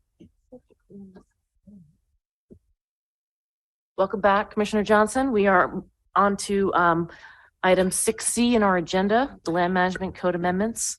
Rebecca is going to present. Good evening, planning commissioners. The next item is the result of some amendments that were before the city council last fall in October, where the city council adopted an ordinance that addressed fractional use of dwelling units and directed them to the zones where timeshares and private residence clubs are allowed. This was to address a new type of co-ownership that was coming into single-family dwellings and primary resident neighborhoods. And in the staff report at that time, there was reference to a study that was completed by Sagecrest Planning and Environmental for the city of Newport Beach that outlined some of the benefits of this new fractional ownership, these new companies where it makes vacation homes more affordable, it's used more often, there's a shared obligation to care for the property, and it generates annual spending. But the study also identified impacts to communities like taking homes out of primary housing stock, reducing available housing stock, high turnover of occupants, noise, loss of privacy, commercialization of residential neighborhoods.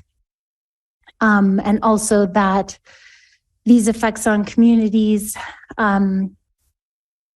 it can include things like nuisance and strangers, and outlining a host of impacts that are similar to short-term rentals.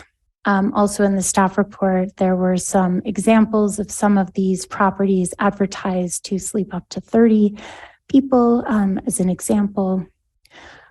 So when the city council enacted the ordinance to address this use, this fractional use that was defined, the council issued a pending ordinance, and they requested that staff look at timeshares, private residence clubs, and fractional use in general commercial residential development and residential development medium zones to see if these transient uses should be updated citywide in these zones. And housing units occupied by primary residents, we've seen since 2000 a drop from 41% to 32%, where it's hovered for about the last 7 years. In Vision 2020, some of the input was the need to balance residents and visitors in the community. The general plan also outlines creating a diversity of primary housing opportunities and focusing a diversity of primary housing stock in primary residential neighborhoods. So we had a work session going back to timeshares, which were enacted in the 1980s, and they're allowed in commercial areas, but timeshares were not allowed near Deer Valley. And in 2000, early 2000s, private residence clubs were introduced where it's a little different from a timeshare and you can actually own a condo unit. And so the city enacted ordinances that allowed for private residence clubs in the zones where timeshares were allowed, as well as the areas close to the Deer Valley Resort. And now we have the regulations for fractional use, which was directed to allow those uses in the same zones as timeshares and private residence clubs.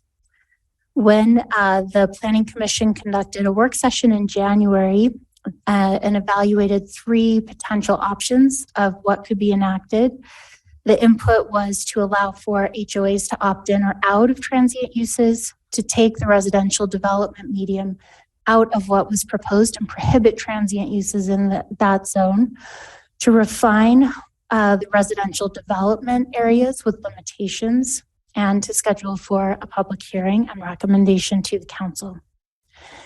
So the proposed amendments before you this evening allow transient uses in the commercial zoning districts in the Resort Center, Old Town, and Lower and Upper Deer Valley neighborhoods. It would also include hotels in the Bonanza Park area, which is currently in the code, and then allow in the residential development zoning district within Lower Deer Valley, south of the Solomere subdivision. So the multi-unit dwellings around the loop there, and the Upper Deer Valley neighborhood. Can I just stop you there for a second? Yes. What's considered the Bonanza Park neighborhood? So this map here in the black outlines, those are the 10 neighborhoods in the general plan. So Bonanza Park includes the residential development medium Snow Creek area north of Kearns Boulevard, as well as Park Avenue into Prospector between Lower Deer Valley and Kearns Boulevard. Okay. And that would also include the general commercial and Prospector. These transient uses would be prohibited unless it's part of a hotel in the general commercial zone. So the white shown here illustrates the recreation commercial, the historic commercial, and the residential development zones where these transient uses are proposed to be allowed.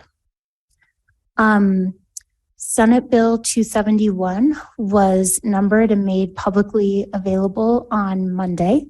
This is home ownership requirements sponsored by Senator Michael McCall. This bill is proposed to prohibit municipal legislative bodies from enacting or enforcing land use regulation that regulates co-owned homes differently from other residential units. And the bill defines a residential unit as a residential structure or any portion of a residential structure that is occupied as a residence. So that bill has been introduced this legislative session. Would that include what we know as timeshares today? No, we don't believe so. Because it's not a residential structure, it's more like a hotel structure. Yeah, As it- I mean, it just came out, and so it was, we're not sure if it's in final form or if it's still getting tweaked. But it appears to not apply to those. I think the, what do we call it? Residential clubs are existing, that's less clear to me, but we'll have to wait and see what the final verbiage is. Definitely needs clarification. But Mark, as written, this wipes out all of our jurisdiction for fractional ownership. Unless they're treated the same as other single family homes, unless like in light industrial, you zone out all residential uses, you could zone out fractional uses. So, but yes, for all pragmatic purposes. Say that again, we could zone them out if we, If you're zoning out all residential uses, oh, okay. you could also zone these out. Okay. Let's rezone Old Town. I have a question for Mark Harrington. So this is very interesting. The definition of a fractional ownership versus a timeshare, because it seems to me they overlap. Those definitions to me overlap. What's the distinction between the two? I believe it's this residential structure distinction versus but go ahead, Mr. Harrington, I'm sorry. Well, it's a very complicated question because all timeshares are not alike, but for the most part, most timeshares are defined by state definitions and have to do with a right to use, not a co-ownership model. So the distinction is in a timeshare, you actually don't own the real estate. Really? Correct. They don't know.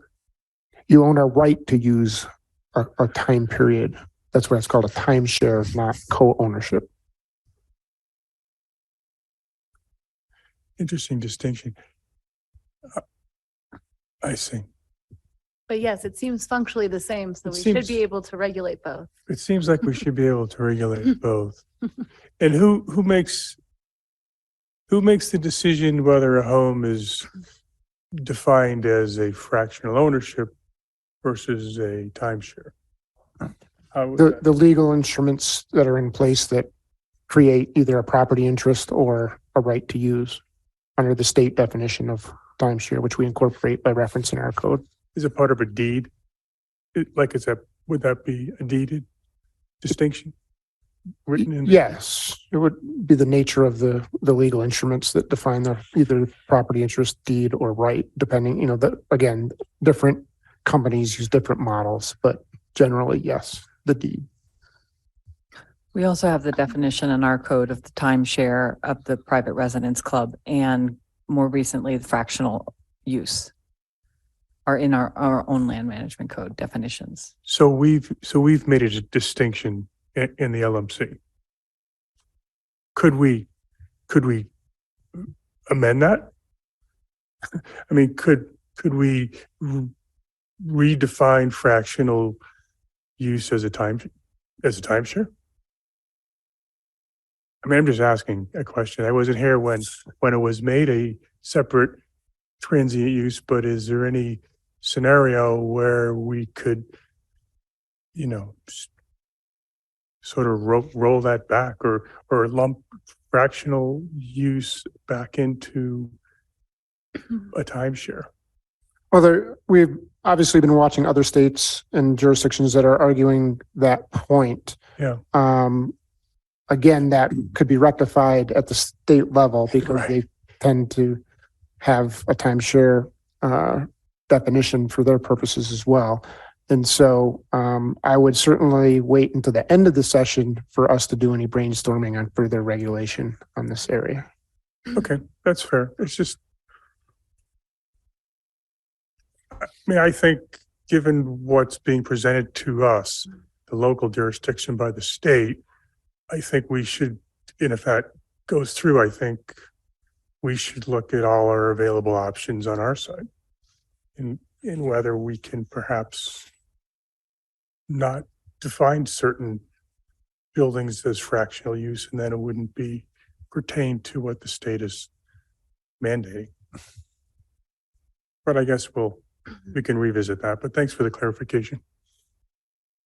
I have a question about the state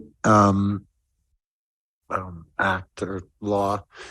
Did I hear correctly that HOAs might have the ability to limit that use? So in other words, where it's not by zone or by permitted use, but HOAs and the CCNRs Yes, as you've heard, as the individual applications have come through, a number of HOAs have amended their CCNRs to prohibit this. As currently drafted, the bill does not take away that right. And so as currently drafted, the HOAs could continue to modify their CCNRs to prohibit these. And then one more question, fractional ownership, is there a limit to the number of owners? I know in timeshare you can have, plethora of owners sharing, but the fractionals, they come as an LLC, which is a single use entity. So it's like just me, but I've got these 6 other partners that nobody really needs to know about it because it's Henry LLC. Yep. So is there a limit to the number of members that can participate in these LLCs? I'm not sure that if there's a limit, it's generally not more than 8. And I think that has to do with how, being able for people to be able to access and use the property and share the property. But in other words, for the business person to divide the property.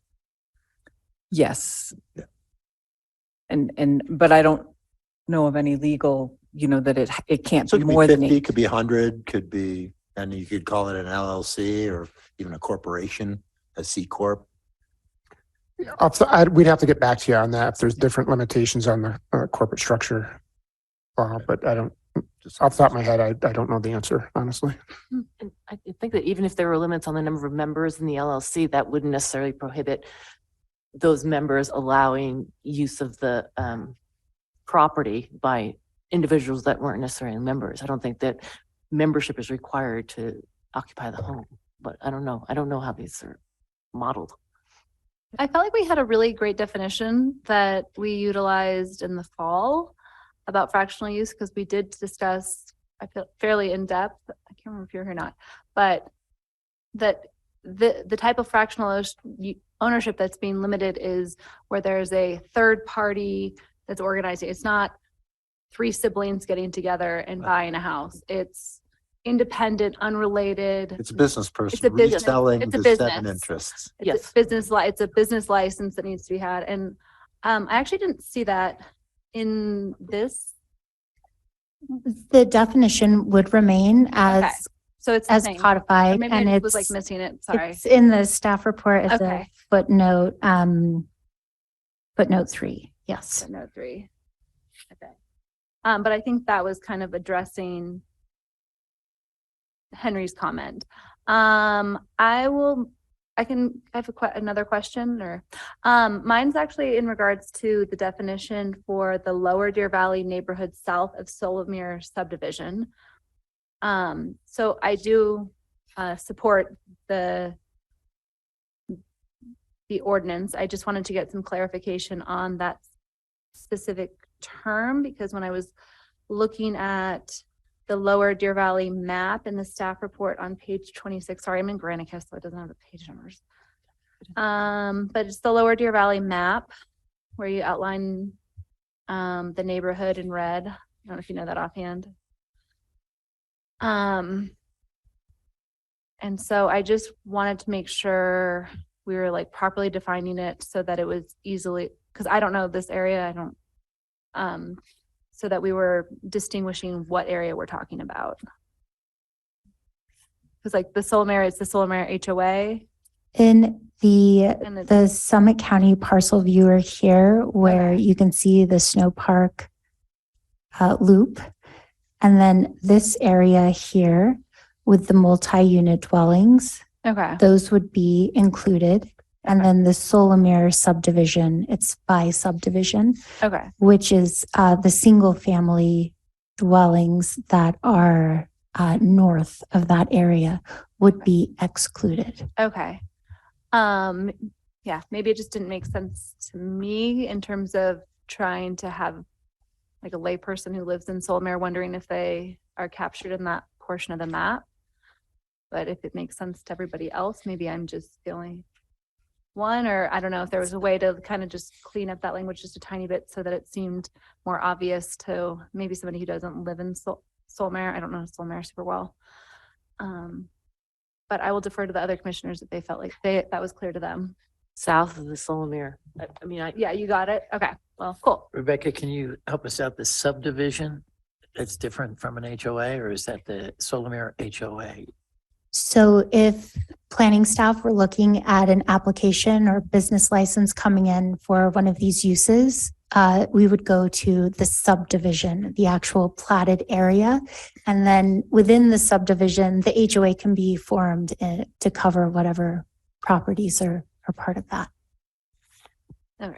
So it And makes if sense the- to everybody else. And if this gets voted through, they're going to need to be an HOA and protect themselves. The Solomere subdivision is one of the subdivisions that had petitioned the city to amend the code. So they do have the city council continued their item until April, so that they could review what's being proposed citywide first, but they do have that pending application. But it's a subdivision, and that subdivision may be under the new law that would allow for fractional. And the only protection we're going to be left with is the HOA protections. And there's no timing. They don't have to opt in or opt into the prohibition, if they may, before the legislation passes. Like they can, an HOA can opt in at any time, right? There was some discussion about a timing, a cutoff at one point in the last few months. So I'm just curious about that.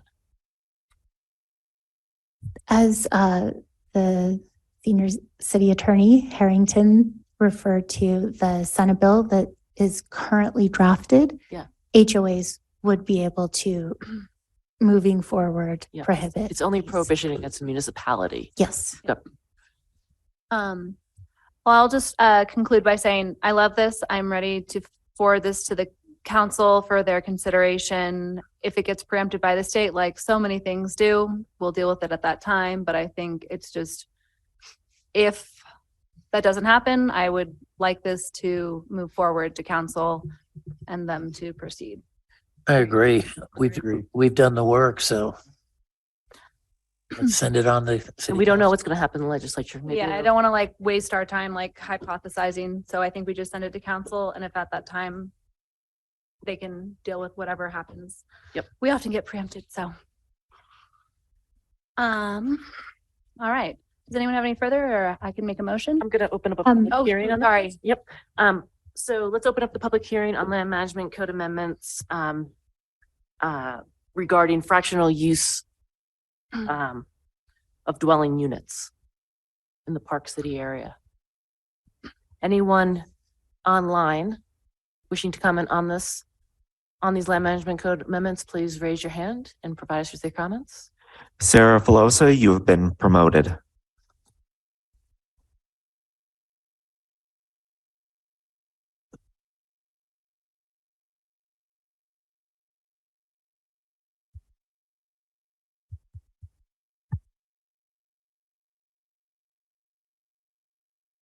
There should be a pop-up that you will need to agree to.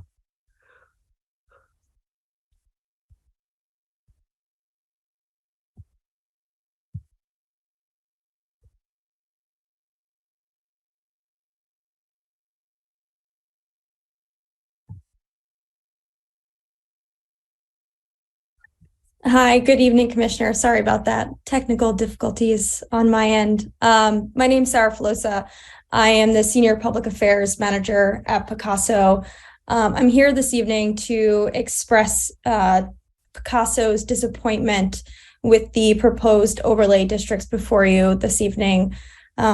Since May, my team and I, we've engaged with staff, with City Council to discuss fractional ownership in Park City. And we think it's unfortunate that individuals who choose to co-own homes could be subject to zoning restrictions meant for timeshares and private residence clubs.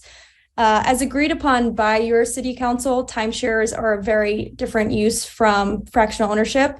Fractional ownership is not commercial or transient, and therefore it should not be subject to the same regulations as timeshares and private residence clubs in Park City. The proposed overlay district is an overreach of the city's authority to regulate land use. Ownership of property cannot and should not be regulated by a municipality, limiting an individual's ability to access and maintain home ownership due to zoning restrictions is, we believe, unconstitutional. So we believe it's all Parkites, both future and present, right to own property. And we hope that Park City recognizes the issues with the overlay districts before you tonight and the potential unintended consequences that would be felt throughout the community if enacted. Thank you.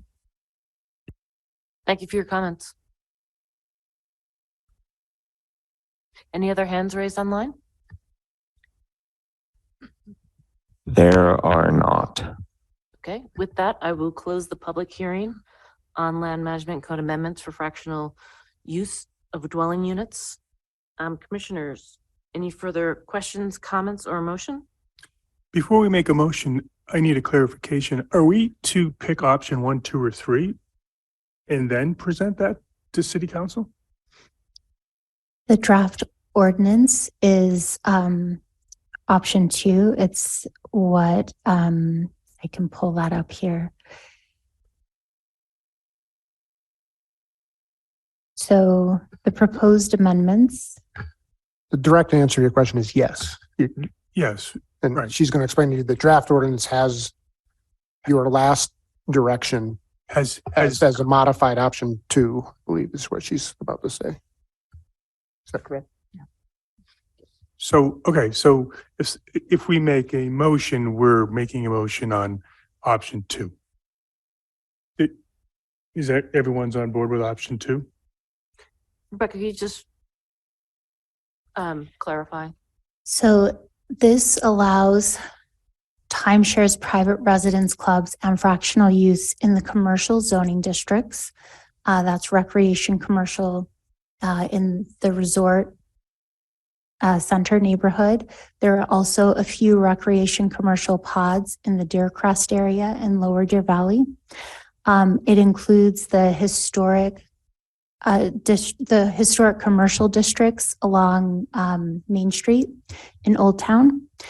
And then we do have hotels which are allowed in the general commercial zone, and as drafted, transient use would continue to be allowed in hotels in that zone, but would be prohibited in other uses in Bonanza Park and Prospector General Commercial.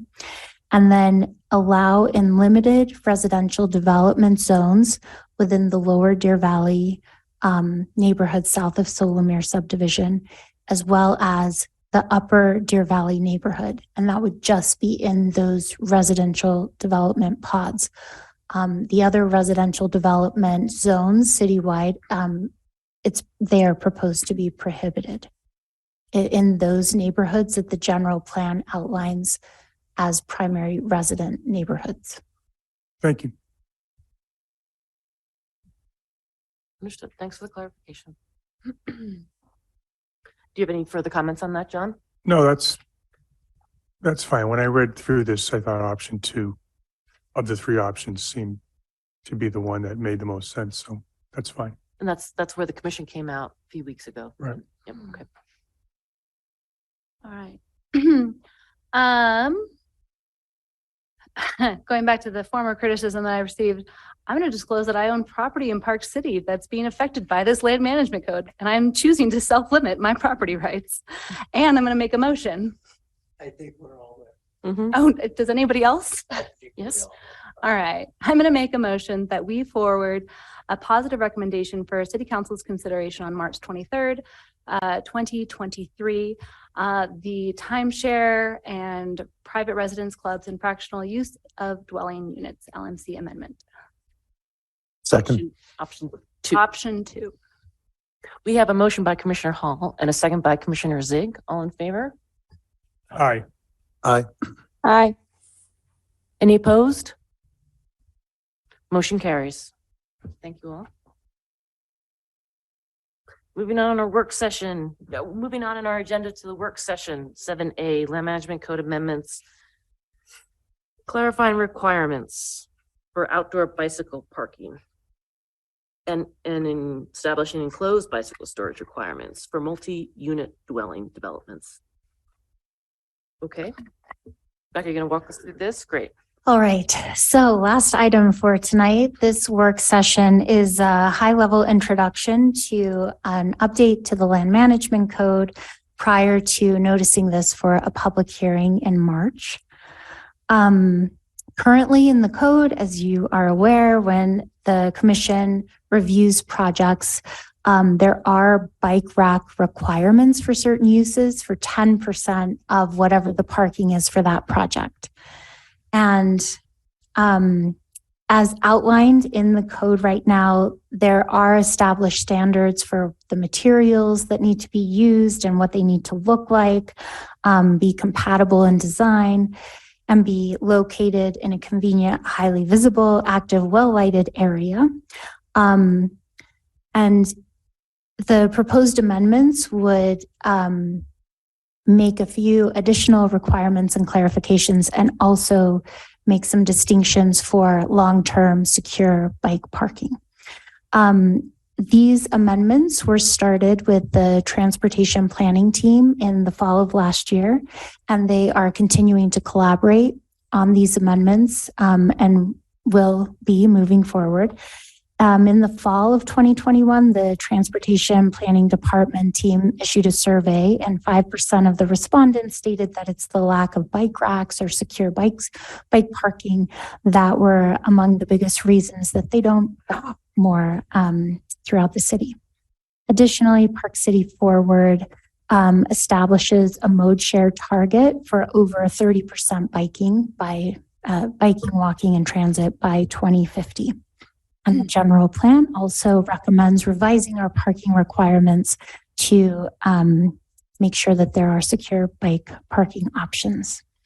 So as the Planning Commission was reviewing projects last year and identified the need to differentiate between short-term outdoor bike parking and long-term indoor enclosed bike storage for residents of multi-unit dwellings or employees of a site, the proposed amendments for outdoor bicycle parking would increase the require that some of the outdoor bike parking accommodate larger bikes like cargo, tandem, and bicycles with trailers, require covered outdoor bicycle parking, establish snow clearing and maintenance standards, and update required materials and installation standards.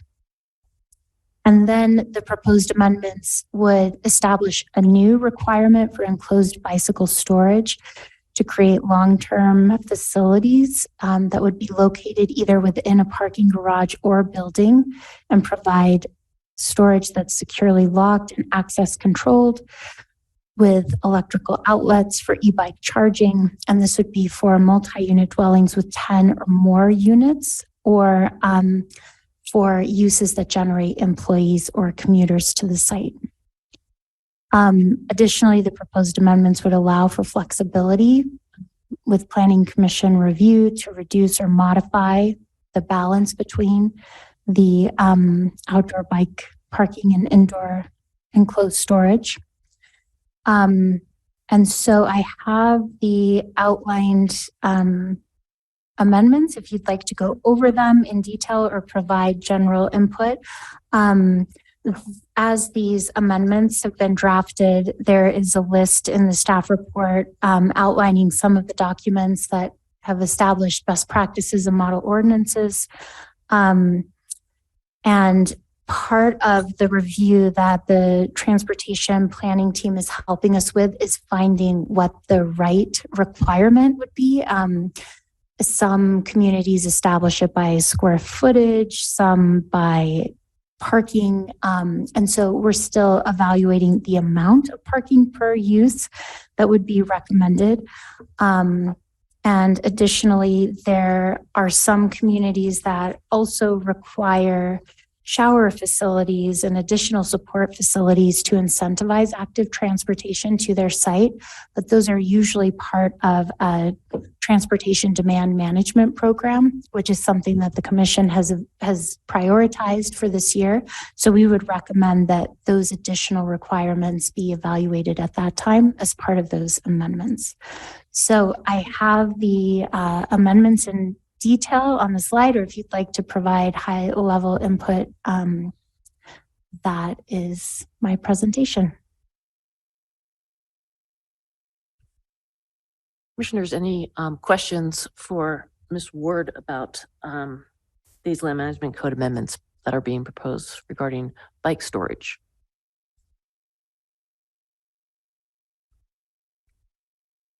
Kristen and I have been working on this with Rebecca, so my comments are probably already reflected in the staff report. Thank you. I have a question then. Can you explain to me the U-post? Is that those things that go like this that are like a bunch of sine curves? Or they could just be one U. And is that the standard throughout? And is that the standard that will be imposed on businesses? I think that under 1A, Rebecca has proposed several different options for. Because I think the key, the only reason I bring it up, I'm all in favor of this. I think it's great. But as you know, tire sizes vary.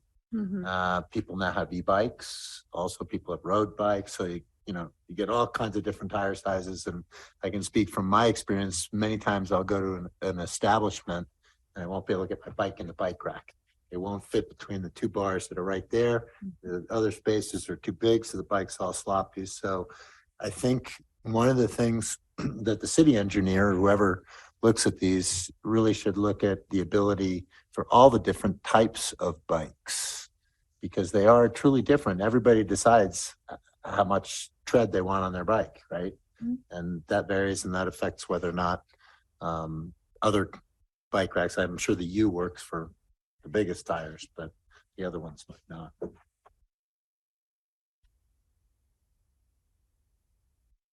I'm with you. I've had that problem. I have too, and I didn't realize that the U-shaped model, that's what it was referring to. I thought it was just a like a bar that, it's like an upside down U, So I didn't realize that when I read it over. Okay. Yeah, I guess that's we're speaking to 1A, and I feel like it's intended to be like encourage everyone to bike, right? But we have to have some flexibility because it's like you could have a corral, like if it's a whole parking space, so, and there is too. And I have like my whole land wagon or land train, we call it, with the trailer and stuff. Like we don't fit anywhere. So yeah, obviously it's like open for discussion of what do you guys think? And there's always Is way like to improve this. competitions on, devising new designs for bike storage. I think we had a competition a year or so ago, right? Yeah.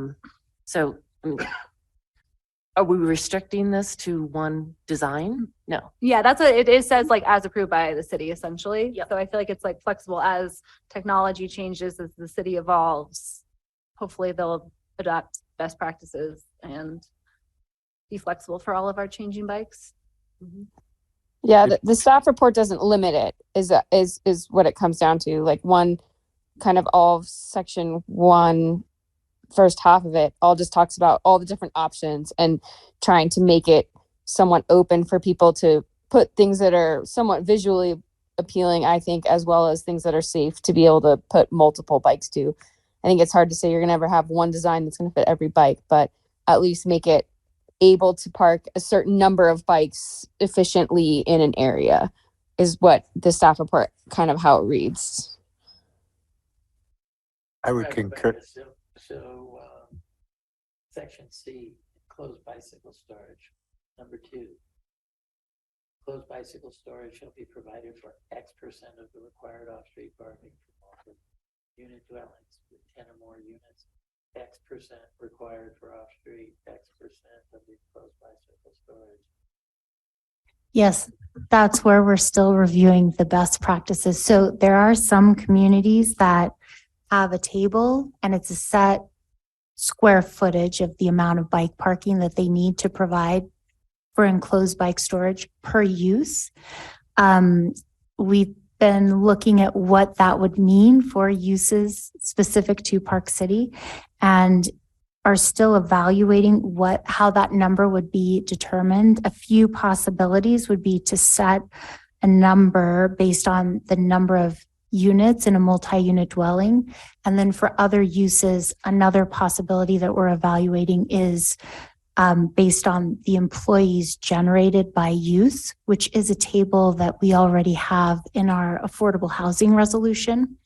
And so that's something we're looking at, how to determine that the right amount of parking, enclosed bicycle storage, and the square footage that would be required to accommodate a certain number of bikes would be required. Yeah, the unit or door or key number is problematic for me because we have studios and then we have a 3-bedroom. That door is going to be the same number of bikes required in a storage. I don't think so. I know people sitting up here that have a lot of bikes. So when you go to a door or a unit, square footage, I think would be better. I think the, elephant in the room is the word occupancy. If we have an occupancy, I had problems with one of the recent applications and they only wanted to have 50 bicycles secured in a garage. And I just, We're a building that would occupy how many? I don't even want to go there. Not tonight. So But the reality is, this is our goal. Get people out, get them biking, get them walking, and we've come a long way. The electric bike has changed the world, transformative. And we want people to do that. But there's nobody I know that's going to take their electric bike and just park it outside 6 months out of the year, or 9 months out of the year, or a year out of the year. Does anybody? So But how many where people- do we come? But how many people bike in inclement weather too? Some do. Yeah. There's a lot of, I see it. I'm seeing it so much more with the PCMR, and I have done this historically too, but with the PCMR paid parking, you're seeing it all the time now. and you're seeing a lot of fat bike stuff, Yep. fat tire bike stuff going on, and it's encouraging. Mhm. This is what we want, but who's going to park that outside their house or outside their multi-unit or mixed use thing on a long-term basis? Sure, if I'm going to the market, sure, if I'm going to the pizzeria, but I'm certainly not going to do that to park it there for a week. So this is where these X's are hard to just put into, one envelope here. So are you thinking, the current parking code for multi-unit dwellings is based on the total square footage of the unit? So doing something similar that would require the number of enclosed bike storage spaces based on the square footage of the unit rather than the number of units? Well, let's just take an example. I'm just making these numbers up. 120 units, 600 people. I mean, how do you compute how many bicycle storage units you're going to need with that example? Well, what's the parking requirement? Parking requirement's 120. It seems like it should be a function of the parking requirement, whether it's 1-for-1 or 50% or 20%. But it would seem like it should be it should be some derivative of the car parking requirement. But now we can talk about what the percent should be. And when you say best practices, I assume you're meaning other similar resort towns or like, what's the comp for that? So we've looked at other resort towns. There are also several. So there's the American Association of State Highway and Transportation Officials, the AASHTO regulations, the National Association of City Transportation Officials, the NACTO. So these larger associations that outline best practices with recommended setbacks from buildings and sidewalks, those kind of standards and details. So we've looked into those as well as not only resort communities, but we also look to Austin, Texas, New York City, Portland, but then also to similar resort communities who have goals similar to Park Cities. Have you had any conclusions then? Yes, which is what we have concluded is that the numbers, the square footage, that we haven't found a recommended table that we feel would be a good model to copy exactly for Park City, that we need to do further evaluation to make sure it works for Park City reviews and Park City projects. And just one quick further question. Do you think it makes sense to base the bicycle indoor requirement on some percentage of what parking is required? That to continue with what's in the code might work out best for at least the outdoor bicycle parking. For the enclosed bike storage, we may need to evaluate some other options. But what we've found is with what's in the code right now, continuing that with outdoor bicycle parking may work best. Okay, thank you. When you say it should be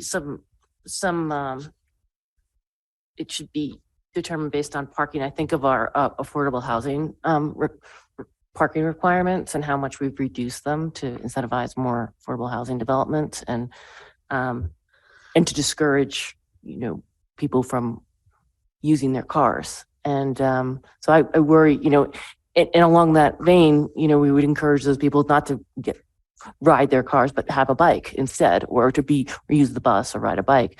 And if they're allowed one parking stall for a 2-bedroom, something like that, they should be allowed to have more than one bike, right, for that unit. So that's fine. So it can be 200%.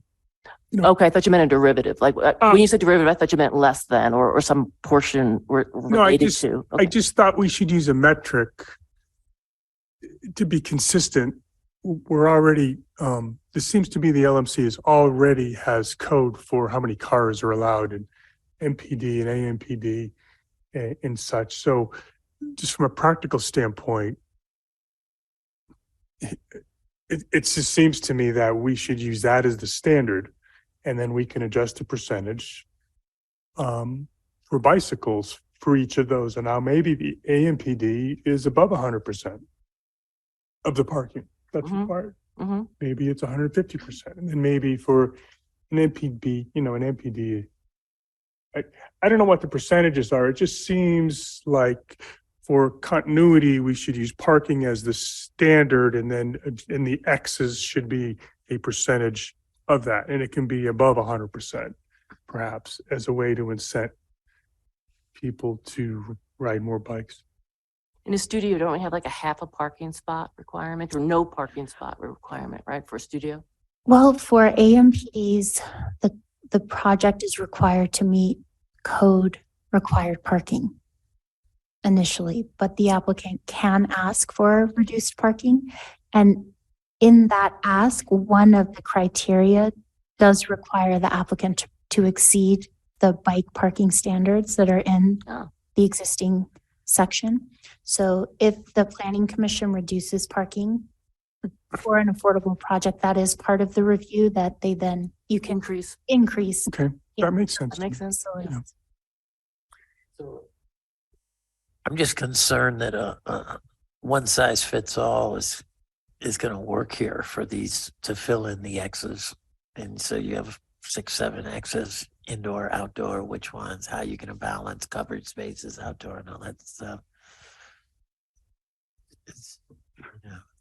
Yeah, and if we do the parking, the current parking standard for the outdoor bike parking, but then next meeting, we can provide the square footage for the enclosed bike parking requirements, that would be aligned with the employees generated for certain uses. Yeah. And then also for multi-unit dwellings, we could provide some of the different numbers of what that would look like, if it's per unit, if it's square footage of units. And also where there's built-in flexibility for site-specific, project-specific review, maybe would the Planning Commission be open to considering something like for multi-unit dwellings that provides storage within the unit, or, you know, some sort of flexibility for site-specific designs where we could establish a baseline standard for enclosed bike storage, but also leave open some criteria for discretion for site, for projects specific to multi-unit dwellings. Maybe we could consider, if it's really something we want to promote, which it is apparent, right? It should be. Maybe we can subtract it from the density calculation like we discussed last week, which was the resort density, right? We gave those developers areas where it wouldn't go against the density. So maybe bike storage doesn't go against your density. Accessory uses as a consideration. There's no way in the ordinance that bike storage can be negotiated out, is there? Kind of like parking can? If you wave the carrot. Bike exception. There are current exceptions in the code, especially for the Main Street zones where the buildings just have 0 setbacks and there's a sidewalk out the front door. And so in that, we're evaluating whether a payment in lieu might be provided for some flexibility where there are site constraints and bike racks could not be provided on the property. It's great if it works that way. We have some other issues where payment in lieu didn't work so well for us. So I guess I want to just also expand on a comment that Commissioner Van Dyne made as to the efficiency.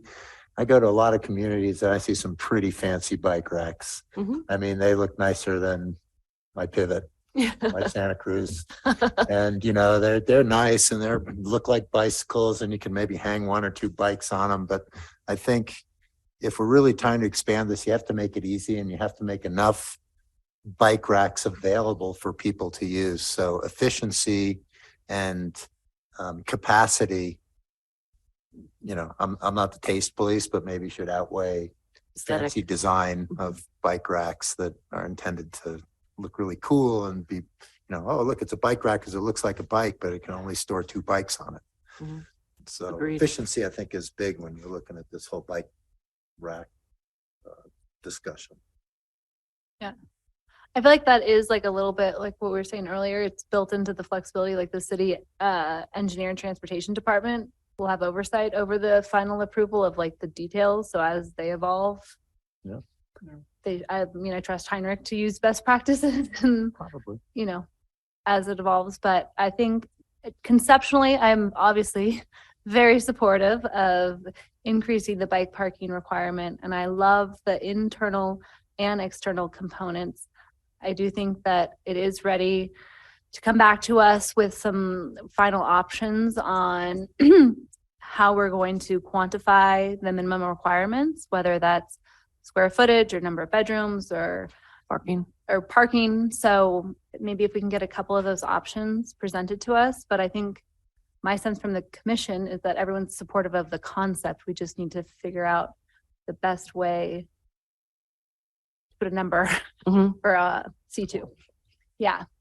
And then my only other note was that adding a component for bike valet parking for special events permits. And I don't know how the commission feels about that. Some special events do opt in.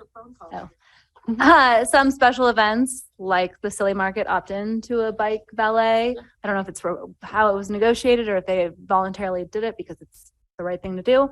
But I would also like to see that as a summer event requirement.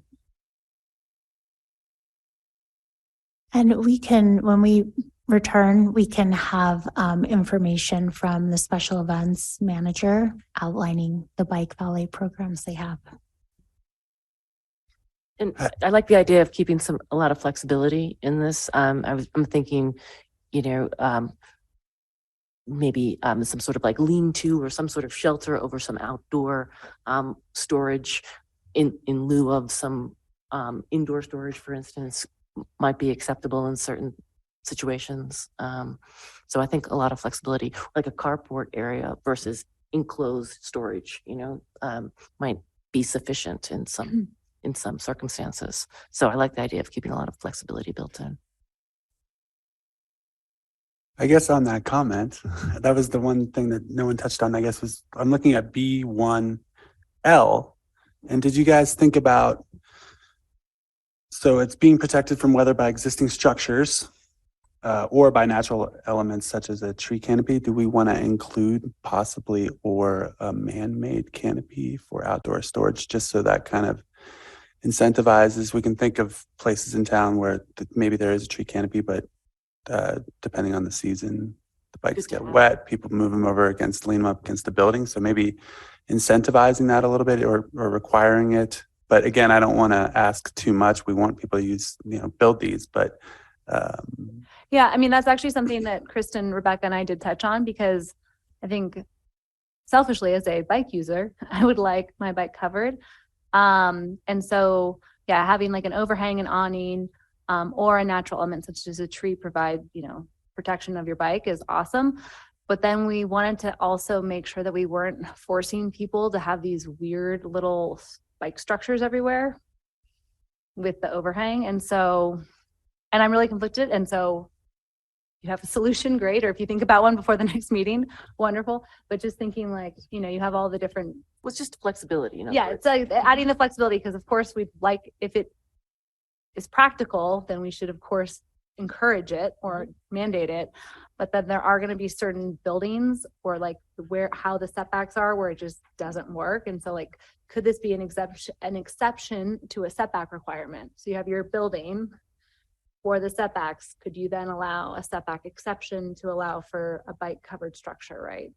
And that's like a bigger Right. Yeah, no, open, but I just see the F, like 1F is be installed within 50 feet from the primary resident, primary entrance. So yeah, that was our thing. So if you have the two, It makes there's sense. a cover and it's 50 feet, it's like, right. So that was all I had to add though.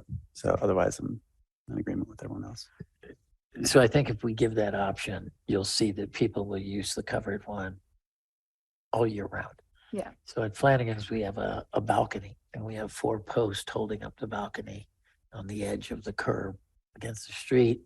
And then in the summer, the city installs a bicycle 5 feet off the property line, one of those taking up a parking spots. And you will see my 4 spots, my 4 posts filled with bicycles. Before that, 1 bicycle sitting in the street, taking up a portion of a parking spot is used. It was covered. So people will, Mhm. will seek it out. So this is what we want to aim them for. Yeah. I mean, that was also along the lines, I mean, we've been to many other, I'm sure many of you have been to communities where they take a parking spot on Main Street or whatever it is, and they put a corral that's covered. Like, that's pretty popular technique. And so of course we'd love to see that. That's more of a policy or high level, like city council or staff thing, not an LMC necessarily. But I think they go hand in hand. Yeah, along those lines, is there any bike storage in China Bridge in any of our public parking structures? I can look into that. Not that I'm aware of. Not that I'm aware of. No, there's some bike racks out in front of them. There is nothing inside that I have ventured around in there looking, and I've never seen anything, but there's the random bike racks out in front that are always full and not convenient and can put 2 bikes in. Yeah. So I guess we were unsure, like we have requests, like it would be amazing if a few stalls in China Bridge became bike storage, right? With some nice racks or a corral that's protected. But that isn't really our jurisdiction in terms of like updating the code. So I don't know. I was how we curious. make a formal request to, I guess we can make when this comes to us, we make the recommendation that city council like listens to the amendment, we add a little rider that says, please do some more city sponsored bike stalls. I don't know. I guess that's a Mark or Gretchen question. I don't know. How do we do that? You send them a personal email? I think we have to think about, whether or not these apply to public buildings, right? Like the Mark, does the Mark have any covered parking? And people want that, when we move forward with, a park and ride, at Quinn's Junction out at, should that include some, covered bike parking? Those kinds of things is what is coming to mind, or even, covering some of the electric bikes so that maybe they're used more often. I don't know, and left out and covered and protected from the elements. So lots of flexibility. You feel like you have what you need from us, Rebecca? Yeah, anything else? When is this coming back to us for a? So we will need to do citywide public notice for this and the accessory uses and MPDs. So we are planning on doing that to bring both of those items for public hearing on March 22nd. And the sensitive land overlay is also scheduled for commission review that meeting as well.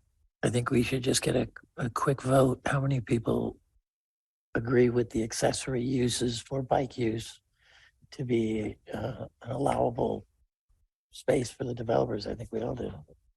I'm actually, I like the idea, but I really don't feel like it's a necessary exception. I think they could have the requirement without giving them some,